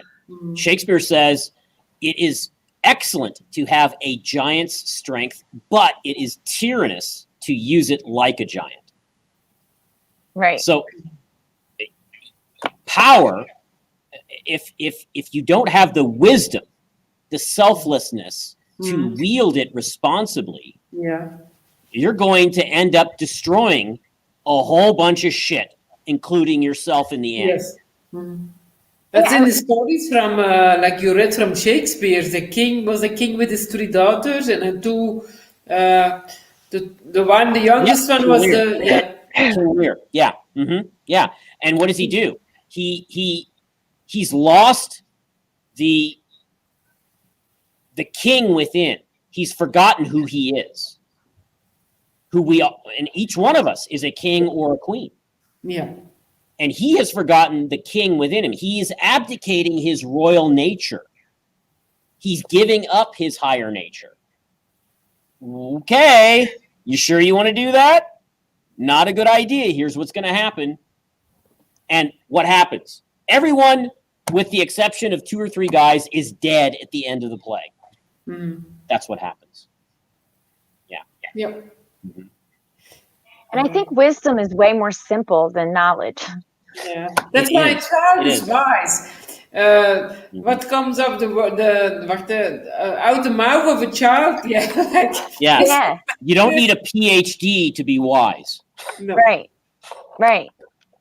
And people who work constantly with Mother Earth, they're wise too, because they suck the wisdom from Mother Earth. And that's what the native, they were like so much aligning with living in harmony with Mother Earth, and they were very, very wise. If you read those speeches from Black Elk, from Sitting Bull, they're the great speeches. Yeah. Yeah. And they're so simple. Yes. Exactly. Yeah. Yeah. And the Tao. Yeah. The Tao. The It's Tao Te just Ching. small Yeah. book. And it's so simple. It's a little book like that. Yeah. And it's like spot on. You know, it's amazing. It doesn't have to. That's why, like the Bible, I feel like it's like they took this stuff, like the Hermetica and the Emerald Tablets, and like kind of twisted it and complicated it. You know, the Old Testament anyway, Absolutely. and then twisted Jesus's teachings, because the Book of Thomas is very different than the rest of the books. And it's like, it's almost like I said, it's literally like they've been spell casting for 2,000 years at least. Right. Yeah. Right. Beaufont says, wisdom is losing the ego in the here and now, a different way of knowing. Yeah, I think it's Exactly. true. Yeah. Exactly. Yeah. Yeah. Great. No, I mean, I look at things from an academic perspective, and I'll say that the academics love to make shit complicated because it justifies their positions. But this isn't complicated. Wisdom is not complicated. It points back to developing yourself, and whereas academics just they operate completely, totally in here, and they don't. They measure and judge these writings. Yes. Well, these writings were written to help us develop. Yes. Right. Yes. They use only this part. I forget this part, and that's why they don't understand him. That's dry knowledge. There's like, but if you're intelligent and you have the both together, it's like heart and brain together. That's intelligence. But intellectuals, like Tai said, intellectuals, they use only the brain stuff, and they keep on arguing and the academic tradition in the West, the first universities, this wasn't an issue. They recognized that you had to educate the whole person. Yeah. The mind, the heart, the spirit, everything. But really about 150 years ago, that got tossed out. Oh, yeah. Well, I was going to say Socrates. I think it's Socrates. Yes. Said that an education of the mind without the education of the heart is no education at all. Yeah. You can't have just the thinking. Everything can't be logic in a world based on feeling. Even feeling, you know what I mean? Yeah.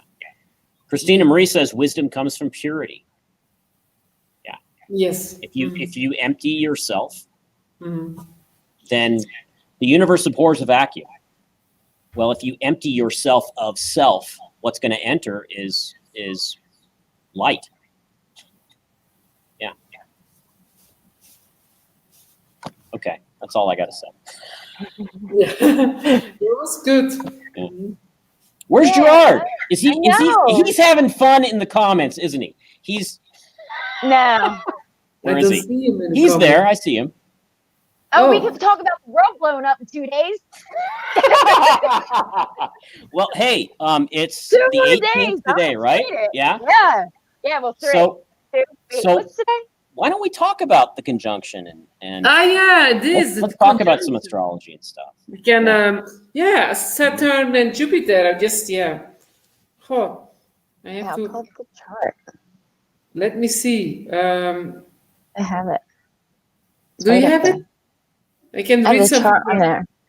Astro Butterfly. Oh, yeah, you can read that. Yeah, wait, I'm gonna find if I can find it. Oh, the moon is in Pisces. Moon is Then we, good. so we got a Pisces moon. Yeah. The sun, that's the other thing that I think is crazy. All this happened with them in Capricorn. Right.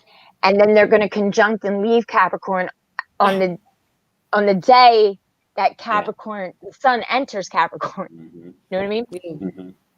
Yeah, so let's see. Where will Mercury be? Yeah, let's me see. And Mercury will be in Capricorn. Communicating all the society shit. Yeah. Uh-huh. Okay, can I have here something. So, Okay. To understand what Jupiter in Aquarius wants from us, let's analyze the transit step by step, so that the bigger picture can emerge. Jupiter, Aquarius, Jupiter in Aquarius, Jupiter and Saturn conjunction in Aquarius. Jupiter means growth, faith, beliefs. Jupiter is the largest planet in our solar system and has the magical quality of expanding everything it touches. Without Jupiter, there would be no growth and no expansion. Jupiter is also the planet of consensus and coherence. Jupiter connects the dots and finds a greater and more meaningful whole. Jupiter doesn't like ambiguity and helps us stay focused on our goals so that we don't get sidetracked. Jupiter is the planet of justice, morals, and whatever good agrees on. We all agree on some basic principles, such as human rights or that we need health and education to function as a society. Jupiter doesn't operate like Mars. Jupiter will not try to force you into doing something against your will. Instead, Jupiter will try to convince you, and if you have a valid point to raise, Jupiter will take this into consideration to come up with an even better overarching formula. Jupiter promotes a sense of inner coherence, and when things start to feel right, faith naturally emerges. Even when you're far from reaching your goal, even when the whole world seems to go against you, Jupiter gives you that inner faith that things will eventually work out. The trick here and the reason why this approach works is that at this level you become Jupiter. Jupiter is the massive gas bubble with the highest gravitation mass, and just like Jupiter, you will start to attract exactly those circumstances that will help you to achieve your goals. Finally, the last and the most important Jupiter attribute is belief. Belief is more than faith. If having faith simple means holding hope that things will turn out well, a belief is an overarching principle that guides you in everything you do.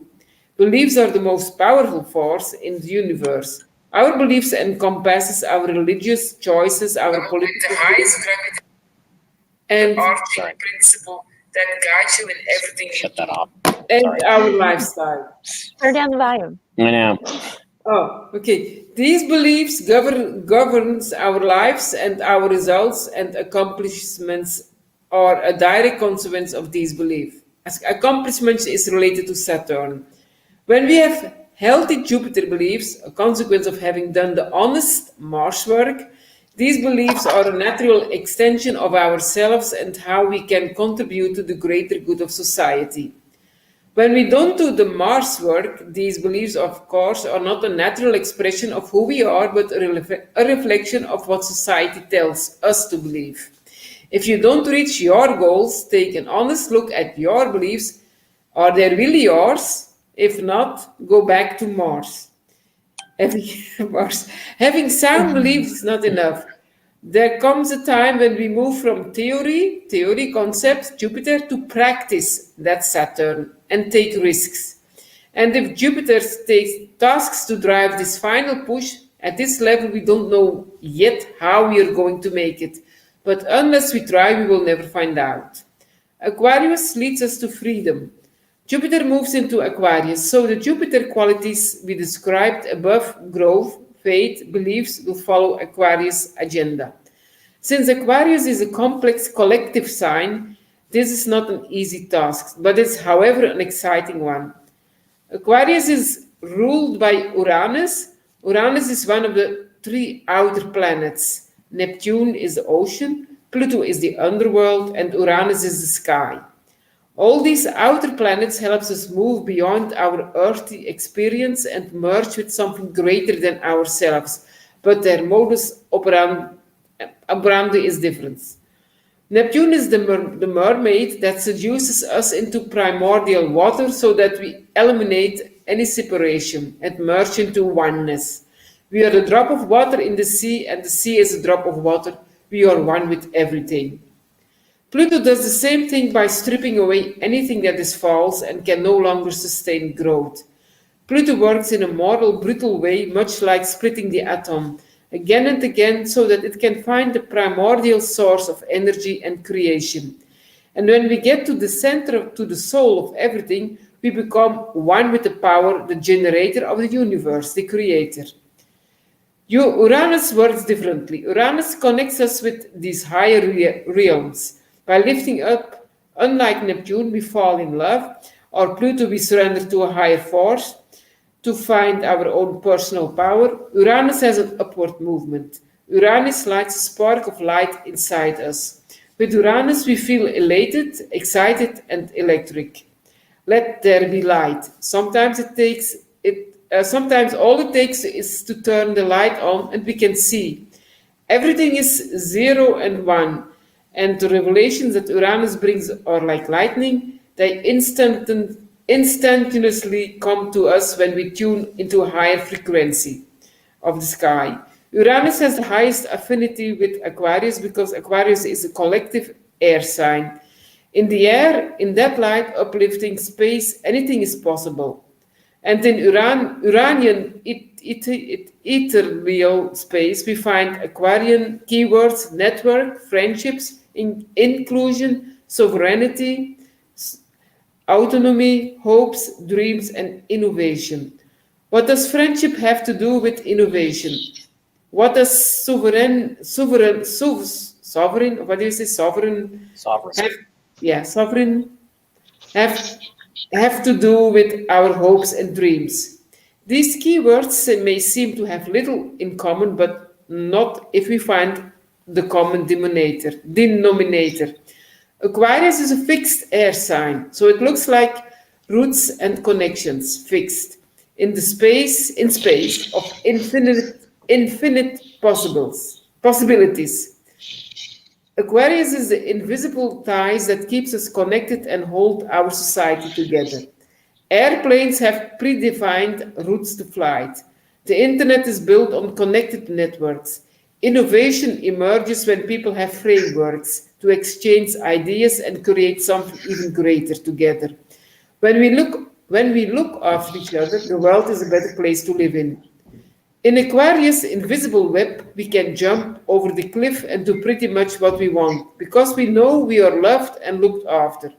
And when we feel accepted and we know there is a network of support that has our back, this is when we finally can be free.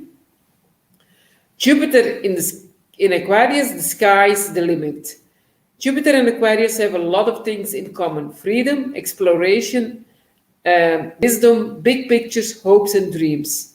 Jupiter in Aquarius motto can well be the sky, the limit. The sky is the limit, which pretty much means there is no limit and that there is nothing that can prevent us from achieving our potential. With Jupiter in Aquarius, we are more ready than ever to take a big leap of faith so that we can find that place where we truly belong, where we don't have to feel alone and disconnected ever again. Jupiter in Aquarius will help us dream more boldly than we ever did before. There may be thousands of reasons why we could fail, but unless we believe and give it a try, nothing will ever happen. When Jupiter changes signs once a year, it asks for a change in direction, moving forward to approach you used when Jupiter was in Capricorn will no longer work. If Jupiter in Capricorn had a clear goal and something specific to achieve, Jupiter in Aquarius may not know what it is that it's trying to achieve. Jupiter in Aquarius is as excited as Jupiter in Sagittarius, as experienced as Jupiter in Capricorn, but also agile, flexible, and ready to co-create with the universe. With Jupiter in Aquarius, you want to dare to fly, to say yes to the irresistible pull of freedom. You want to be free, and that it gets stronger and stronger. You may not know how to get there or what you'll find on the other side. There's one thing we can be sure of, however: Aquarius' promises of freedom and liberation is something worth pursuing. Jupiter conjunct Saturn in Aquarius is learning to fly. We cannot talk about Jupiter in Aquarius if we don't talk about the Jupiter-Saturn conjunctions now December 21st of Aquarius. From December 90, 20,000 to 20,021 until December 30, 20,021, Jupiter is not alone in Aquarius. It shares a sign with Saturn. Jupiter and Saturn energies may feel contradictory, but perhaps a better word is complementary. To architect grand things that don't only look grand but can also stand the test of time, we need both Jupiter and Saturn in the right balance. Think of Jupiter and Saturn as a tire of a car. If the tire is too inflated, it can explode. And if there's not enough air, it wears and eventually gets damaged. That's why we want to find the balance between expansion and contraction. And Jupiter conjunct Saturn will help us to do that. Jupiter alone may get too excited and forget to put on his seatbelt. But thanks to Saturn and to Jasmine and Leeds experience, you don't have to jump over a cliff for a brief experience of freedom. You can get a pilot license and do what you love for the rest of your life. When Jupiter and Saturn, the second largest planets of our solar system, change signs and elements, we will witness a monumental shift in the way we get on with our lives. Doing things the earthly way will stop working in the next 200 years. The air way is the way forward. When you do something new, there are no maps, operating procedures, or how to. So you'll have to learn on to fly. The good thing is that change is not a traumatic experience, or at least it doesn't have to be. Change is usually preceded by a pull of or a call to do things differently. Even if we're totally inexperienced and may not even know where we're going, we call this the pull intuition, and Jupiter's intuition will always guide us to the right direction. So, the sole intention is learning to fly, conditioned, grounded, but determined to try. Change is condition of life. Change is always good because stagnation means death and movement means life. Change follows when we have outgrown the old paradigm and instinctively feel that there is a better way forward. With Jupiter in Aquarius, the pull to find a different direction is just stronger than the comfort of doing what we always have been doing. In the new air era, we will learn how to fly. Jupiter and Saturn in Aquarius create your vision board for 2021st. Jupiter and Saturn are the best planets for vision boarding. Jupiter comes with a far-reaching vision and Saturn with a determined execution. When the two join forces, they are unstoppable. To celebrate Jupiter move into Aquarius and the Jupiter-Saturn conjunctions, we will hold a kind of a public seminar. That's it. That's a lot. Could you post the link for that? Is it? Oh yeah, I will assuming that yeah. Great. I'd like to go back and read that again. Yeah, it's a whole lot. It's like Astro Butterfly and Astro Butterfly. Okay, great. I've got it. It's in my email then. Great. Thanks. Yeah. Okay. I can forward it anyhow to. I don't know how to do it to this talk actually. How to forward it, but it's Astro Butterfly and it's the Jupiter Saturn conjunction. People can find it also Astro Butterfly, and they do it very clearly. So that's it. Now, Susie. Oh, because like while you were reading it, I was looking up the charts and stuff. So you have the Sun and Mercury conjunct at 0 degrees in Capricorn at the same time that Saturn and Jupiter is conjunct at 0 degrees in Aquarius, which to me is a very like positive sign of like literally a new world, right? You got Capricorn And society. whole world. Exactly. And the carpet is flying. There we are in the air. The magic carpet. A fantastic point of view. The way we go is something, a whole new world with you. I love it. I love it. Oh. I got my Aladdin right here, by the way. But I just think that's really cool, right? Because you got the sun, life, and then society, and then Mercury, the communicator, communicating what kind of new society, new world we want to have, and Saturn and Jupiter. But I thought this was interesting that but the moon is in Pisces, which that is also the spiritual side. Yeah. And the emotions, and it squares the sun. And it says here that where is it now? Oh, it squares the sun, and you might feel an inner conflict between your nature and your emotional needs. Mm-hmm. Like, as a collective. You're used to that. Yeah, I'm used to it at this point. But I mean, hopefully as a collective, we go through some, self-evaluation. So, yeah, all kinds of cool stuff's happening on December 20th. This is exciting. Really yeah. We learn to Be fly. easy. Yeah, like in every war, a bunch of people died before we get freedom. But, at least it's coming. Yeah. And and for the people who want to join, there is a big meditation starting with the Aboriginals from Australia. They give guidance to meditate that day with the elements of the Mother Earth, to respect it, so that the sun energy can line together with the earth energy and can rise up the vibrations of this planet. Something. And you can find it on internet, Uluru, and all the strong energy places are connected. And if we, okay. And there was another.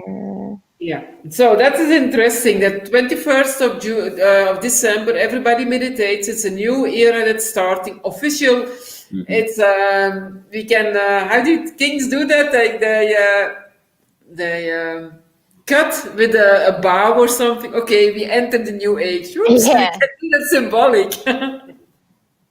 But it's also negative. But it's also on the winter equinox, right? Which, so everything dies. Yeah, true, yeah. It dies, so in spring the new life can come back. Yeah. So, this is collective death. And we get to come back in spring. Yeah. Mm-hmm. So don't be scared. Right. Be okay. No. There's nothing to be afraid of. Yeah. No, that's like it's like you guys and G with his cold snow. Yeah. I love it. It's like, this is a cleansing. It's white and it's pure and it's getting rid of everything it needs to, so all the new stuff can come. And it takes time. Okay, you're gonna be cold for months, so you'll get it fine. It's just a nice blanket. Mother Earth is sleeping, and in the springtime she wakes up. Yeah. And she has a beautiful white blanket. Yeah. Yeah, a beautiful white blanket. It's a bit cold, but bullshit.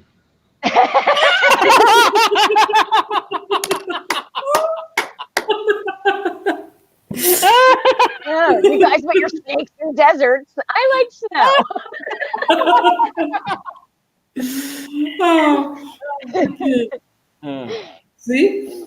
And moving towards freedom, we're coming because the air is away from matter, and Capricorn is the age, the era of going deeper in the matter is going Material. away.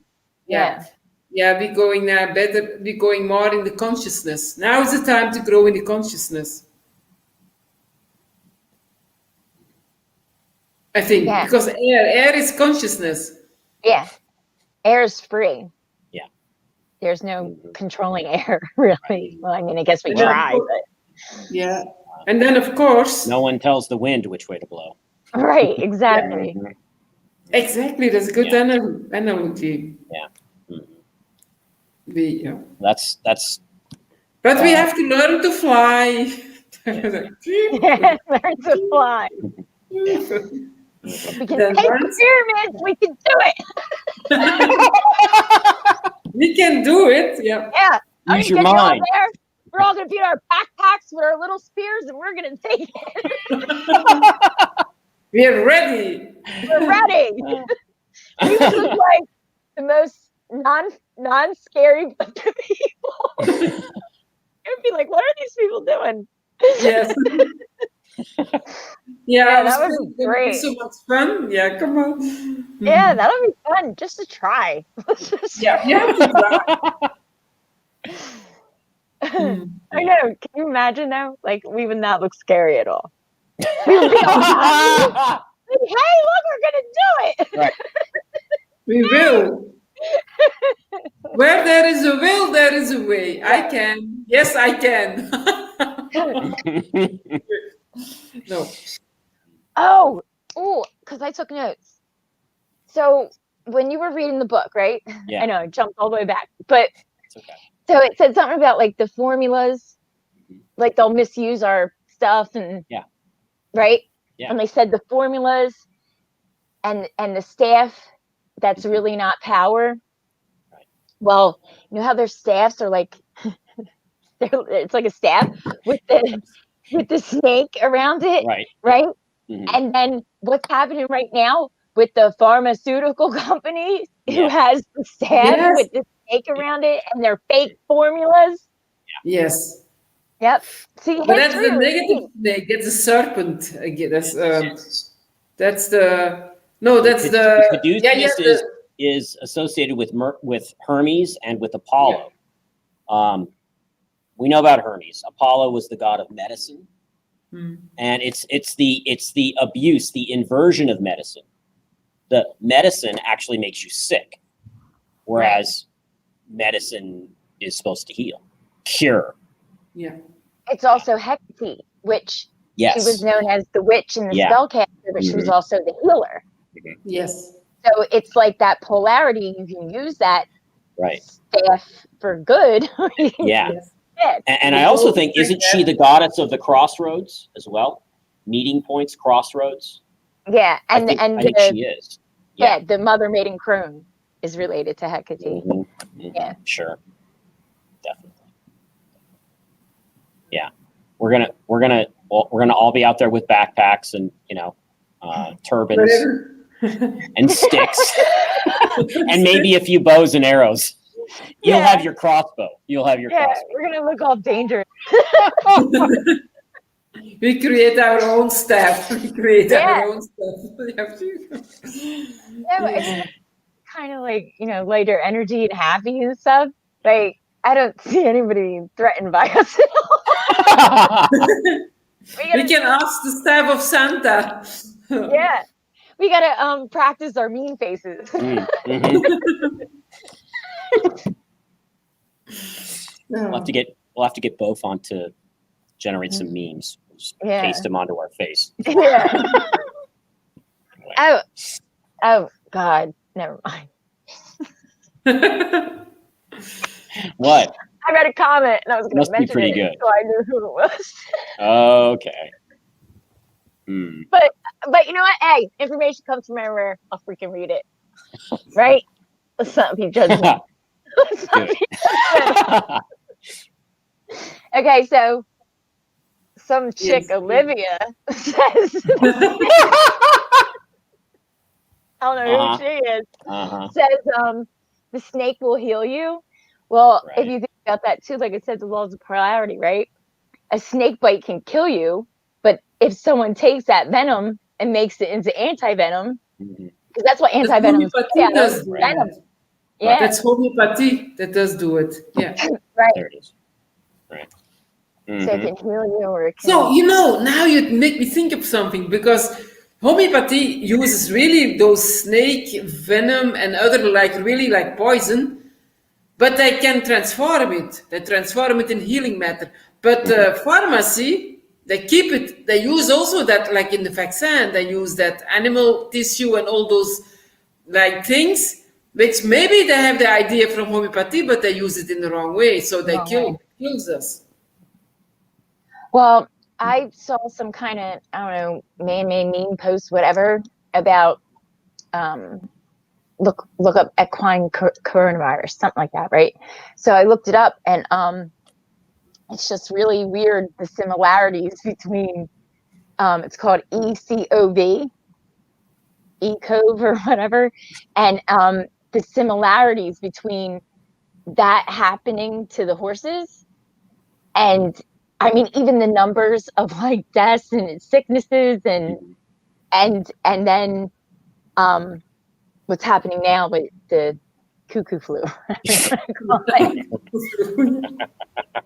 Yeah, so like they definitely take this stuff, that because that the ECOV2 in the article I read, it was some guy like the 80s that discovered it and how to treat them, and it did make the horses better, this guy, you know what I mean? But and without a vaccine, he made them better without a vaccine, just so you know. And but that's what I mean, they take this stuff like you said and they use it for like screwed up purposes to keep us sick. Mhm. This is crazy that they do this to us. Like, this is insane. Like the Matrix is real. It's totally melting right It's- now. when you begin to see it, the lengths that they will go to keep us doing the same destructive behavior over and over again, and the way that they have to come up with new ideas for the same old shit is mind-boggling. It is, because they keep us poor, starving, sick, and fighting each other. Yeah. Yep. Over and over again for thousands of years. Yeah. Yeah. The more things change, the more they stay the same. Mm-hmm. Yeah. No, and it's crazy when you start seeing it, and then you can see like, oh my God, they did that 20 years ago, so they could pull this off today. And they did that 100 years ago, so they could pull it off 50 years ago. And you're like, and then all these dots just start connecting, and you're like, I see their plan back to 2,000 years ago. Yeah. And this is like, this is so crazy, because like, it's really, even if you don't go as far down as I'm going, but even if you don't go down that far, like, how can you not see it? Like, how can you not even question it? Like, and that's why, because I hate saying that, because I feel bad, because people are people, right? Yes. But like, I just really, I don't want to say they don't have a soul, but I feel like they're so gone, or maybe they're so polluted, or so, because it says you have to hold on to that spark. Maybe that spark is gone in some of them, because I just don't know how you're Some human. people have theorized that not everyone has a soul, and that there are, for want of a better term, programs of the system, of the Matrix, simply, appearing like we do. I mean, well, certainly if you look at a psychopath, they don't appear to have a conscience, or that part of I believe it's the limbic system in the brain is disconnected, it's damaged, and they are unable to feel for other beings emotionally. So, we know about that. Well, it doesn't seem like it's, we're coming out of a Judeo-Christian tradition which says every human being has a soul. Right? And we know that dogma is a part of a control system. So we have to re-examine everything. And part of that is this notion that every human being on earth is the same. In terms of our spiritual structure. Well, maybe certainly a psychopath, a born psychopath, has no connection with ethics, empathy, feeling, or natural law. They don't care. Mm-hmm. They're not like us. Yeah. They're not like No, us. Yeah, that's true. If TV puts your limbic system in a coma. Yes. Yeah. Numbified, totally. It does. It short circuits your internal hardware. Television does. You look at other forms of brainwashing. They all do pretty much the same thing, to disconnect you from reality. Mm-hmm. And that reality is what you are doing right now in the present to harm or to help others and yourself. Mm-hmm. Like Krishnamurti, there was a live stream. I just saw it today from Krishnamurti about the danger of computer. How he said, because there is the brain, and yes, the brain is actually the human brain. It's not your brain, because the brain is full of thoughts which are not finished, and it's not connected from the source, and they make computer with, so the computer will do everything much better than human beings. But it was a nice live stream, and he said you have to observe, where are you going to? Are you becoming a computer, or are you becoming your source again? Right. Well, the technology that we have, there's been research done, and there is research ongoing, how it changes our the chemistry and the structure of our nervous system. Why can't modern 21st century humans watch a 3-hour movie or sit for a 3-hour play anymore, or have an attention span longer than 30 seconds? Right? Yeah. And normally if you like meditation, the people that sit for weeks and in years, and they're not bothered. Yeah, it's true. Yeah. And like our parents, they could, they had more discipline in a way, not because they're suppressed, but they had the inner peace more, or the inner calmness. When you look at our education system, where are kids learning self-discipline? Yeah, in that, if they're not getting it from their parents, they're not getting it. They're not learning it. No. They're not going to get it in school, because school says. Yeah. The kids aren't stupid. They know they're going to get passed to the next grade no matter what they do. In some places, in the places that I've been working in. And then when these kids get to the college level, oh shit, I need to get a job, and that means that I need to get some skills, and I don't have any skills, so I better learn something. But they're totally unprepared, because they haven't developed any study habits by practicing self-discipline for 12, 13 years. I just want to say, because we're bringing this up right now, and synchronicities, right? Because Jupiter, it's a very strong influence on the zodiac and the energies coming into our planet right now. And it says that you're going to feel the emotional pull between expansion of freedom and self-discipline. Ah, yeah. But freedom went on a rant about self-discipline. Yeah, but freedom in a positive way is having self-discipline. Otherwise, you cannot. You want something, you have to do something for it. And if you don't have the discipline, then you're not free, because you didn't learn to reach your goals in what you want. So if there is no self-discipline, you're your own prisoner. You just stay where you are, because you don't have the because freedom is never go without self-discipline. It has needs self-discipline, but in a positive way. Well, not because people sometimes understand discipline wrongly, like you have to force. It has nothing to do with being forced or suppressed.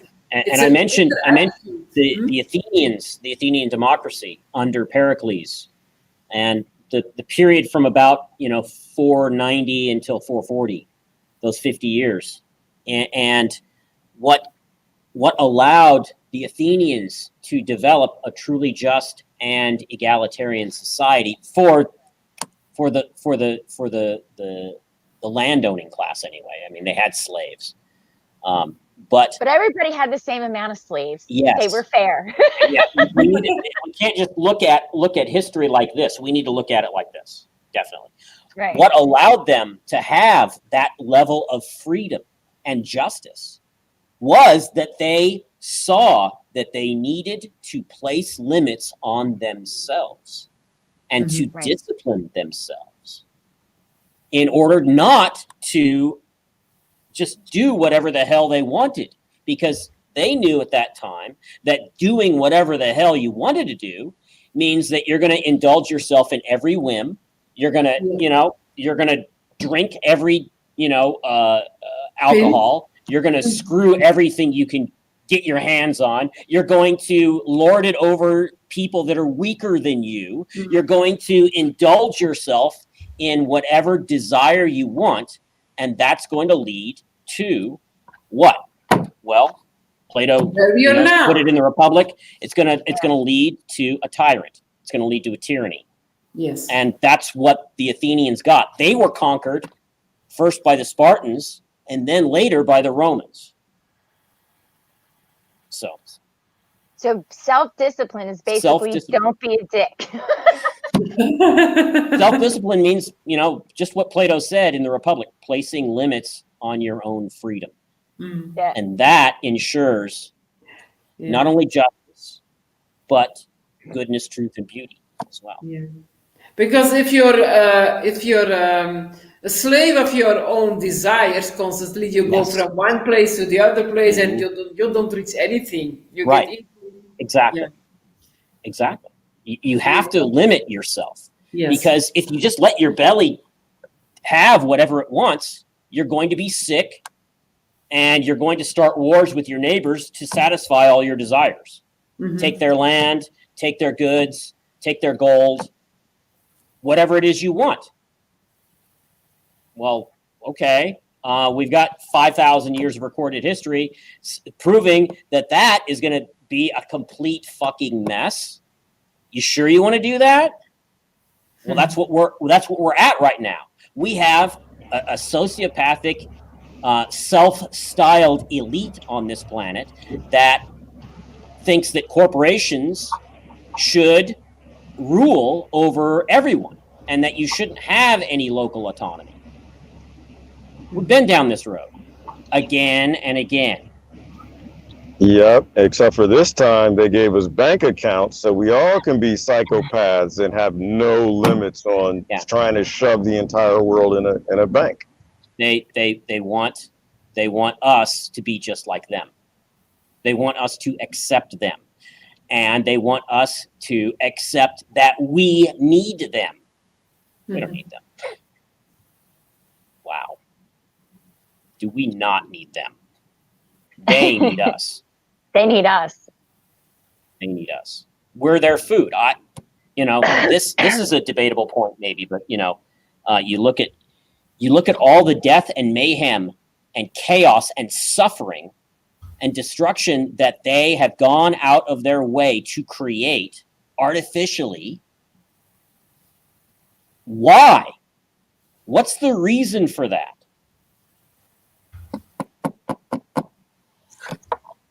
Because they're lower vibrational energy. I think so. I think there's that's my intuition. Susan, that's what my intuition tells me, that they are feeding on some kind of energy. Yeah, probably, yes. The vampires. Things are getting very matrix. Right? Matrix all the time because it really is. Because I was always the person that was like, come on, reptilians, like you're taking it way too far. like I'm all for a conspiracy. Like this is crossing the line. And now I'm like, holy shit, there's evil reptilians running. Yeah. What Beaufont says right here. Really, it's a sociopathic technique to get us to act on their level. That's what sociopaths do. Yes. They create systems that force us to become sociopaths. Yeah, it's terraforming. That's what they Yeah. do. They're Yes. literally terraforming societies to make us just like them. And then they're comfortable and they thrive in that psychopathic Garden of Eden where everybody wants money, consumerism, and power over each other. And so we look at them like, oh, you guys are evil, you guys suck. But we just want to eat the rich. We just want to be them. Mm-hmm. Yeah. I don't want to be them. You I want are this what you whole eat, shit right? to collapse and start something new. This is like, there's like, you know what I mean? Like, you take the good things and you get rid of the bad things, and there wouldn't be many good things left. Like, we really need, like, Aquarius and outside the box thinking, right?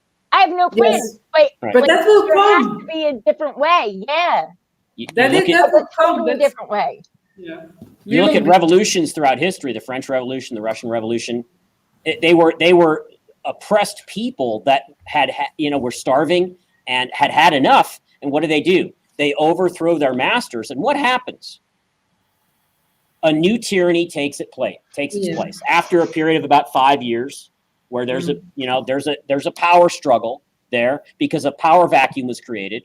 And what did you get? You got the Reign of Terror in France, which was so terrible that they ate themselves. Robespierre was the last one to have his head cut off.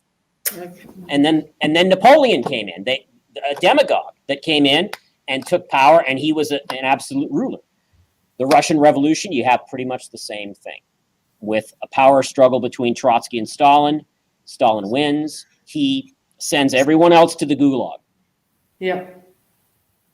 And then 22 million Ukrainians die of starvation because of the system that he put in place, a sociopathic system.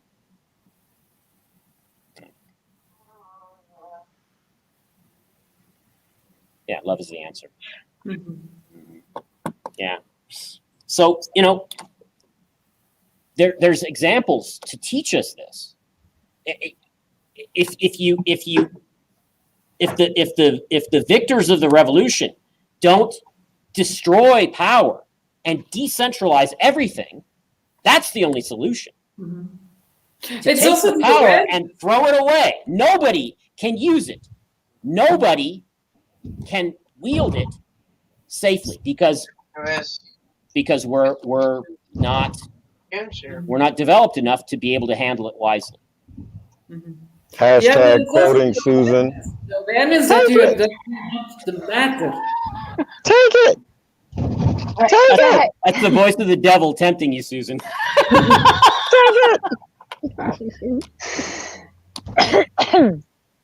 Wait, hold on. Christine was saying something. Yeah. Yes, there's also the inner evolution. You have to be aware that we are spirit. Most people, they identify with everything. That's why they're so slavish. Right. That's the reason of our slavish mind, is because we identify with everything except with our spirit. Mm-hmm. And that's what the whole book is about. Right. That's it. Another thing is that, authors like Tolkien and J.K. Rowling, fantasy writers, they are very clear on this. They understand human nature, that power, the One Ring, represented by the One Ring, that's power. That's ultimate power. And nobody can touch the ring, wield the ring, without them being corrupted. Yes. Mm-hmm. And so what's the only solution? The only solution is to destroy the ring, to take it back and unmake it where it was made in the first place. Mm-hmm. I think that's profound. Now you can... I think about the book now, Initiation. Maybe it was a kind of tool with all the powers, but the godlike men were gone. So nobody could use that ring anymore because they couldn't handle the power in it. And that's why it has to be destroyed. Mm-hmm. I mean, just... Right, because nobody is selfless enough to be able to do the right thing with it. Yes. Yeah. Yes. And in Tolkien, in the first book, the character of Tom Bombadil, when Frodo hands him the ring and he laughs and he throws it up in the air and it disappears and he laughs. It has no power over him. So Tom Bombadil is in that story is an archetype, a representation of someone who is selfless. It has conquered themselves and has transcended not only power but the ego. Not that he doesn't have an ego. He simply understands who he really is, and he is not this separate being. He is the universe being Tom Bombadil. Yeah. Only Jesus was Jesus. Jesus was Jesus, yes. Yeah. And Jesus wasn't even Jesus. It was Yeshua. Yeah. It was Gerard. Okay, Dad. But Yeshua, it's right, Gerard, it comes Yeshua. Jesus was the daughter from Yeshoda. Yeshoda is the mother from, it's actually the real mother name from Jesus. That's why they call him Yeshua, the son of Yeshoda. And it's right, it's exactly what it says in the Veda. It's written like that, it says Yeshua. So did I say so? What? I didn't. Beaupont. I thought you were laughing with me. No, I'm laughing at Beaupont.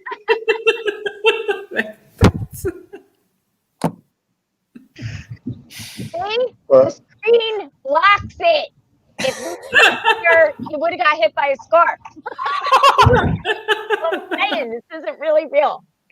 And I would have poked out someone's eye with my pen by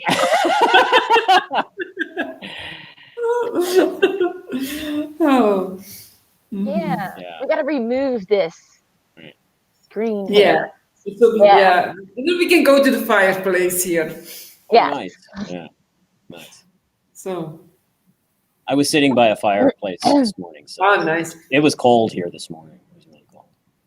Cold for us is like in the 40s. Oh my God. Everyone's freezing. I know. You know what? You and Christ and Lord, they'll be like, oh, it's cold. It's 52. I'm like, what? It's like 27. Tomorrow's going to be 18. Yeah. Yeah. And you know what else is funny? I think this is funny because I'm an idiot. But so when it's like 6, 7 o'clock here, Yeah. and then I start thinking about how like it's only 3, 4 o'clock for like you and Courtney and all. Right. I Yeah. get jealous. I'm like, they got 3 more hours than I do. I do. And then I'm like, poor Christine, her day's already over. I know, right? It's like, I'm chatting. What time is it over there, Christine? Oh, it's 3 a.m. Oh my God. No, it's here. It's 2:30 a.m. 2:30 a.m. I'm getting a nighting. I'm really like an owl. And the owls, now I don't see them, but maybe it's very quiet. Sometimes you hear them. Right. Yeah. So, but then I'm awake again. I can just start meditating maybe within an hour more, and then it's my meditation time at 4 o'clock. So, and then I go to sleep. Mm-hmm. That's crazy. Poor Christine. Yeah, we got to work out a different time schedule. Yeah. Yeah, we said only 2 hours. Did you remember? Yeah. Right. I said, let's keep it between 2 and 3. So we're at 2:30. Gerard, get back in here. Yeah, it's the Hermetica and the Emerald tablets. And when you really start getting into it, this stuff is sexy. It's crazy how much we just don't know. And things start linking together. It's a beautiful thing. You can't really put a timestamp on it. That's why I think has to be like a series. It's like a every Friday thing till we run out of content. We won't run out of content. We'll never. No way. Yeah. Turn the internet off before you run out of content. Yeah, it's eternal. But then you have to find a tool where the power grid is going off. Yeah, but does not go off with Aquarius. There probably easily they find solutions. In Aquarius time, easily people find solutions. because that's the invention, the era of inventions. All the inventions reveal are coming, are going to be used. That's what I think. I think this is just speculation, but I think that if we collectively choose not to participate in this parasitic system any longer, then we're going to see some very interesting things happen, seen and unseen. I think that some things that have been hidden for a long time are going to be revealed. Yes, for sure. Yeah. Now you sound like the book of Jeremiah, right? The scripture that says that there are a lot of things that won't be revealed until the ends of time. Yes. Which Right. Yeah. I just think means the end of the Kali Yuga. Yeah. Until the end of time. And what is time? Time is a concept, a mentality of Kali Yuga, of 3D, of materialism, and the belief that this is ultimate reality right here. You know, this physical matter. Verbal castrator at work.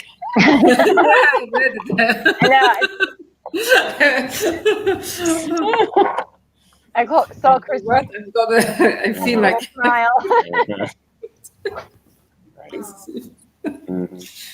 Okay. I gotta see this.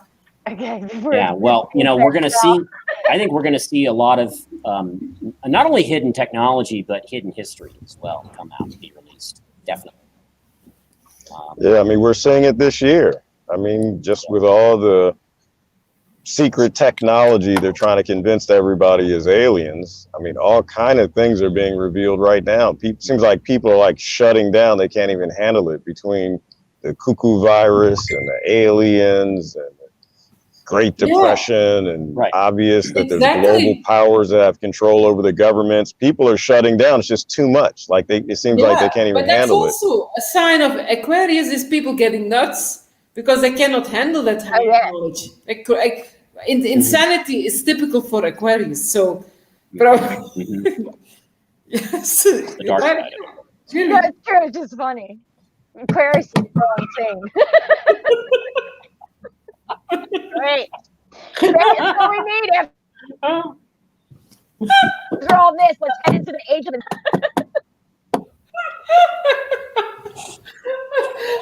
I'll tell you in your sleep. Just wait till you close your eyes and go to sleep. Oh my God. Oh, God. I'm going to give you guys some hope. We're heading to the age of insanity. Oh my God.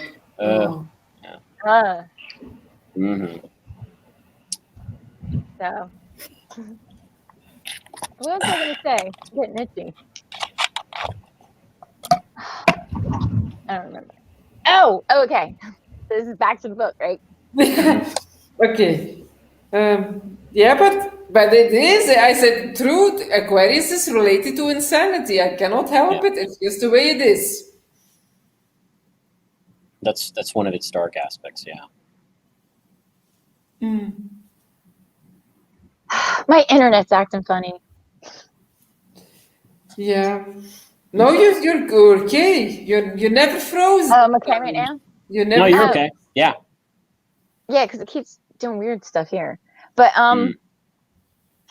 in the book it was saying about properly preparing organs, right? Yes. See, am I frozen? Because you guys look. No, frozen. You're good. You just for a minute. Okay. Yeah, you're good. Okay, so all right, it's not gonna freeze.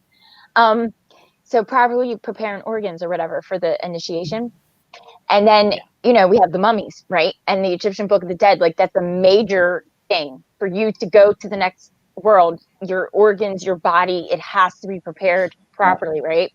Yeah. And then, like, our funeral practices are sick. Like they're not like right in any way, shape, or form. And like how we talked about the vaccine, like changing us physically to keep us here. Yeah.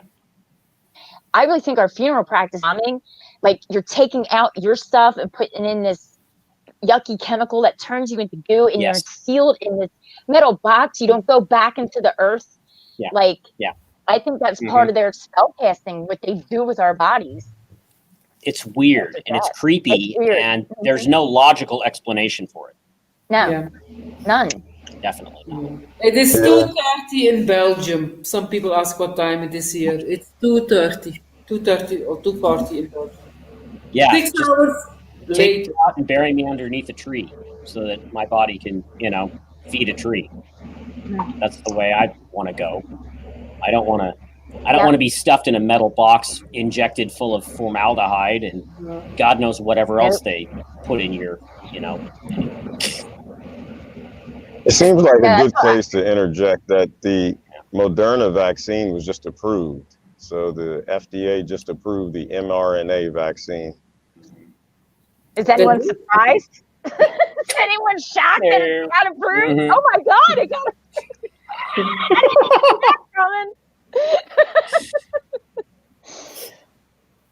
I'm just the information source. I'm just passing along the happy news. Oh, yay! Yay! Healthy. Yay, For anybody whose DNA doesn't we work can and end they the need a DNA lockdown now. pickup. We have the vaccine. 2022, maybe, says Daddy Gates. Yeah, which is funny. Like in the UK, aren't they? Then they released something that said that, well, getting the vaccine doesn't really mean we're going to end the lockdown. We might have to go a bit further. Yeah. And then the masks, even they're not going away either. They're not. No, because if we would have all had a pair back in March, it was like, you're crazy. But the thing is that we have too many corporations. Like the big corporations and big box stores have way too much power. You know what I mean? And so it's like it couldn't be these big mega corporations with all this power against these little tiny people. Like they were gonna win. You know what I mean? And like everybody's expendable to them. But if we would have all been like everybody was like, no, then I'm not shopping at your store. Then the mask wouldn't be here right now because it was all about money. But we all put the mask on and went to the store. So we are partially responsible. I know. I like pulling us up on our shit.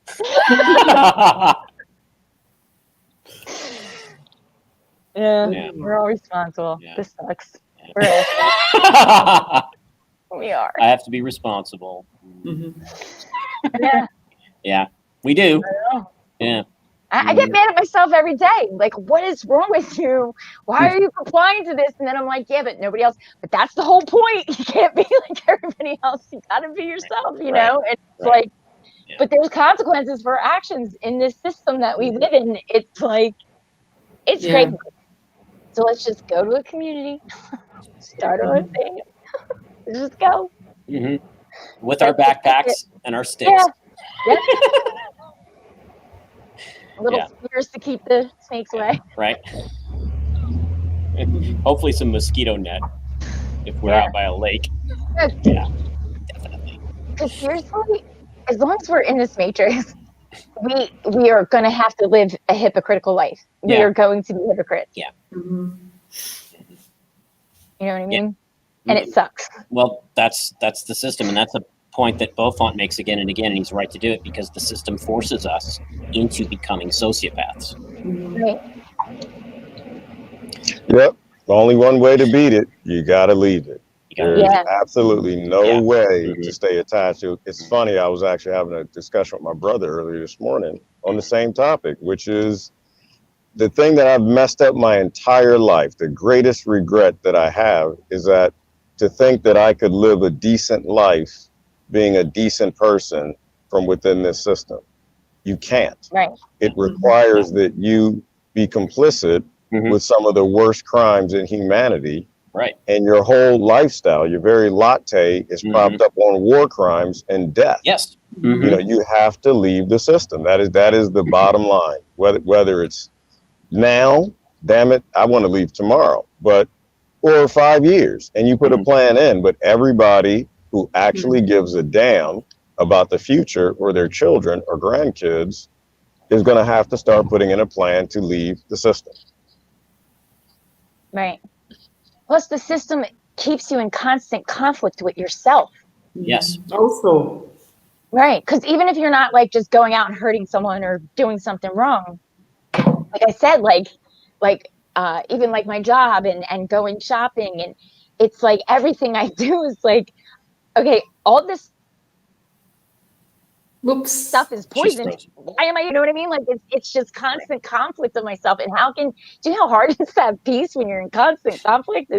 It's hard. Right. It's not easy. It's designed to get you to violate your own conscience. Right. Every day. Every day.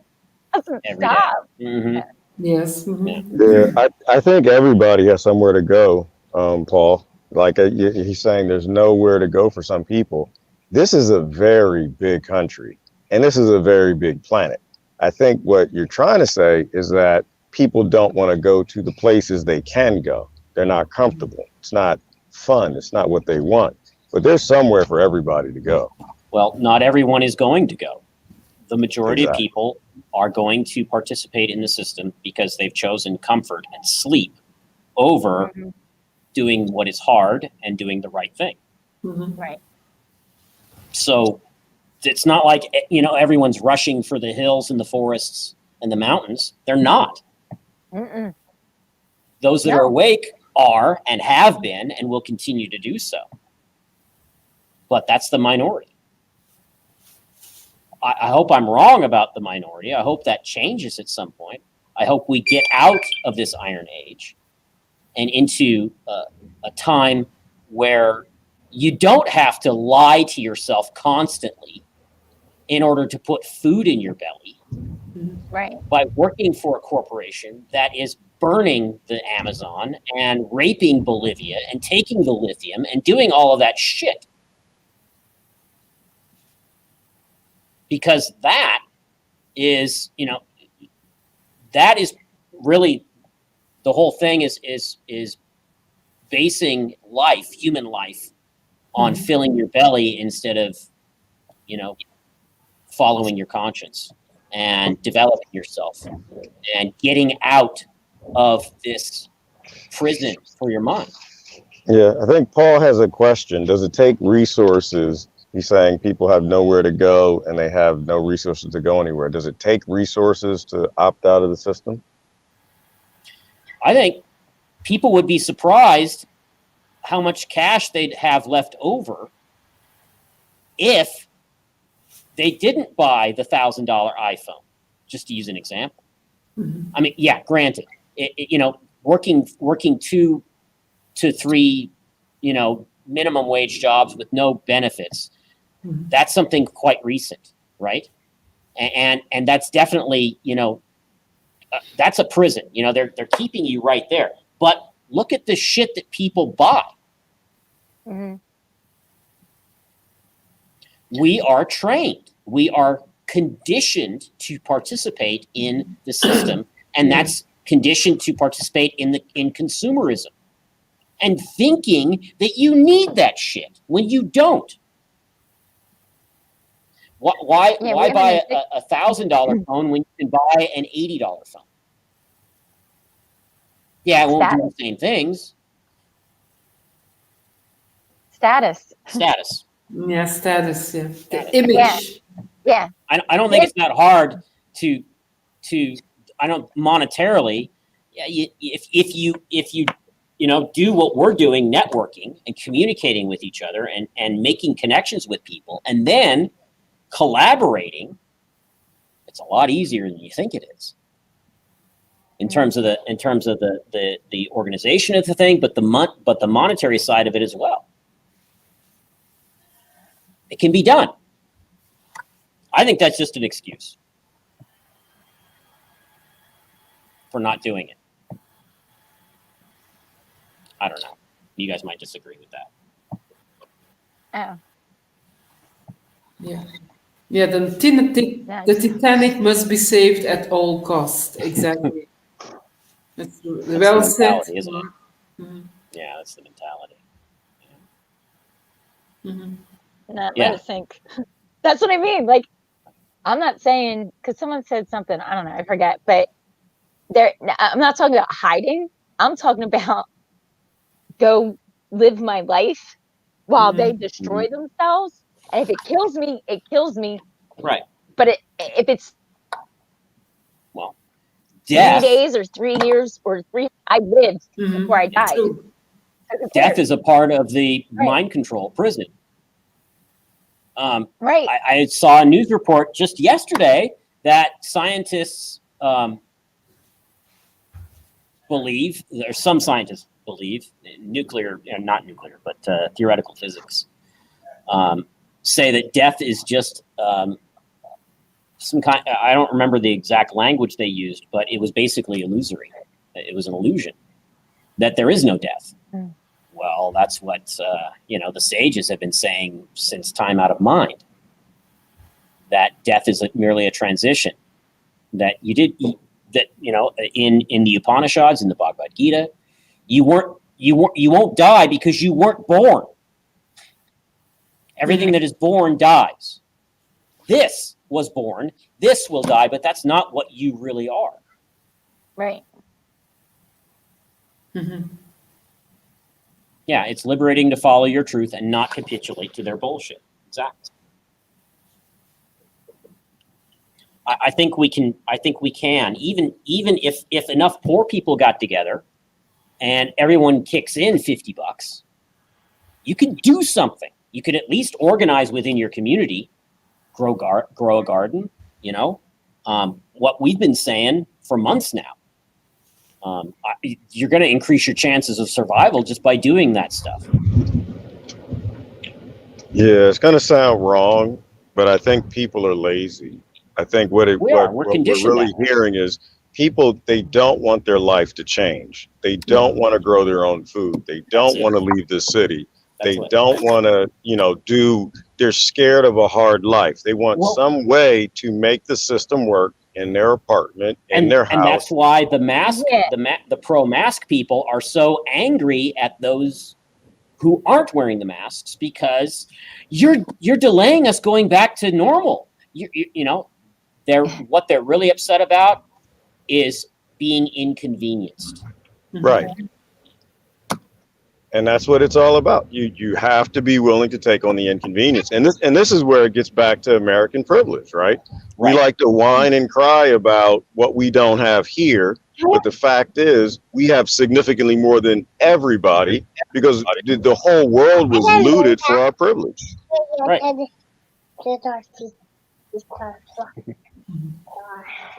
you. Somebody got babies. I hear babies. A grandbaby. Babies. I hear some babies.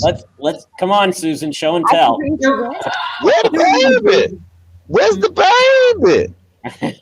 Susan, she wasn't hearing us. She wasn't hearing us. Susan, just take the baby. Put the baby on the camera. Just take it. Yeah, I'm sorry. No, she made me I don't know what it is. Cute. It's beautiful. Cute. That's great. Macaroni necklace. Yes, I had to. I'm sorry. I was trying to be quiet. I tried to slither away like a snake. This is cute. She give you a present. Say, Susan, this is Chet. No, baby, that's a rock. No, Chet. You've been hanging out with Uncle Gerard too long, haven't you? I swear, I want every child on this planet to look at their parents and say, this is Chet. All of it.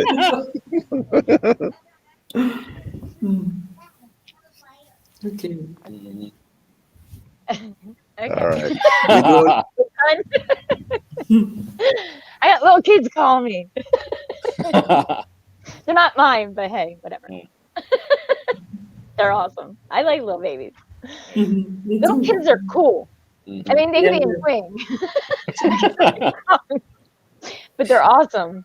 Yeah. They're fun. They like everything's new and exciting, and Me too. you can make stuff up. It's great. They're still themselves, so Yeah. they don't care. No. That's- No. Mhm. They just are. They are. That's what I like about them. They just are. Yeah.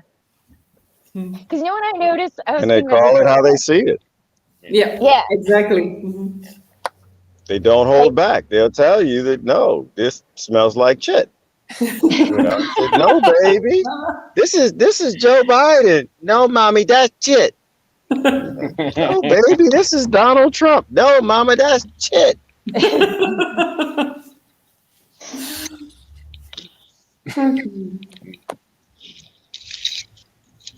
All right, we wrap it up, folks. Yeah, Yes. I think so.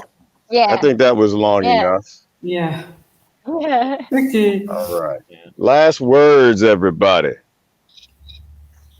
Fly, learn to fly, learn to fly.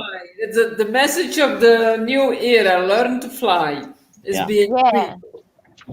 We're moving into an air Okay. sign. Everybody, all together. I believe I can fly. I believe I can touch the sky. Think about it every night and day. No, Spread your wings and fly away. it's a whole new world. It's a whole fantastic point of view. And then The way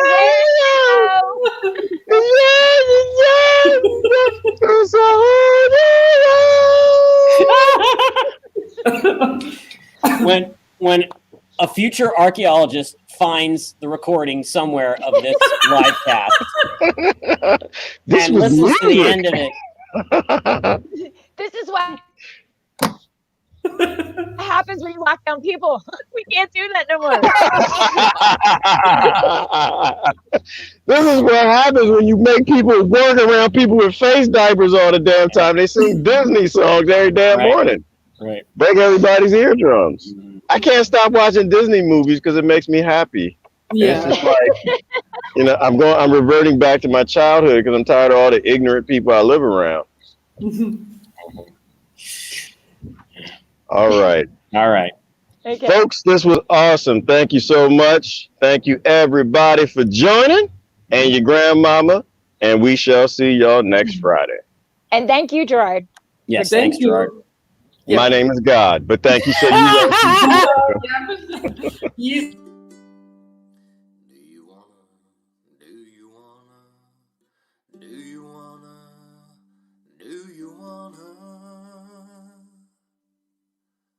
Break the chains that bind me, 'cause I wanna break the chains that bind you. Do you wanna set the world free, have perfect harmony? Isn't it time for that? Do you wanna free, boom, boom, boom, free the people? Do you wanna free, boom, boom, boom, free the people from the bottom to the top? Make modern slavery stop. Do you wanna let go of the prisoners? See everyone happy. We can have this and more if we open up the doors. Well, what do you think about that? Do you wanna free, boom, boom, free the people? Do you wanna free, boom, boom, free the people and Mother Nature too? Close down all the zoos. Do you wanna boom, boom, boom, boom, boom? Do you wanna boom, boom, boom, boom, boom? Do you wanna free, boom, boom, free the people? Do you wanna free,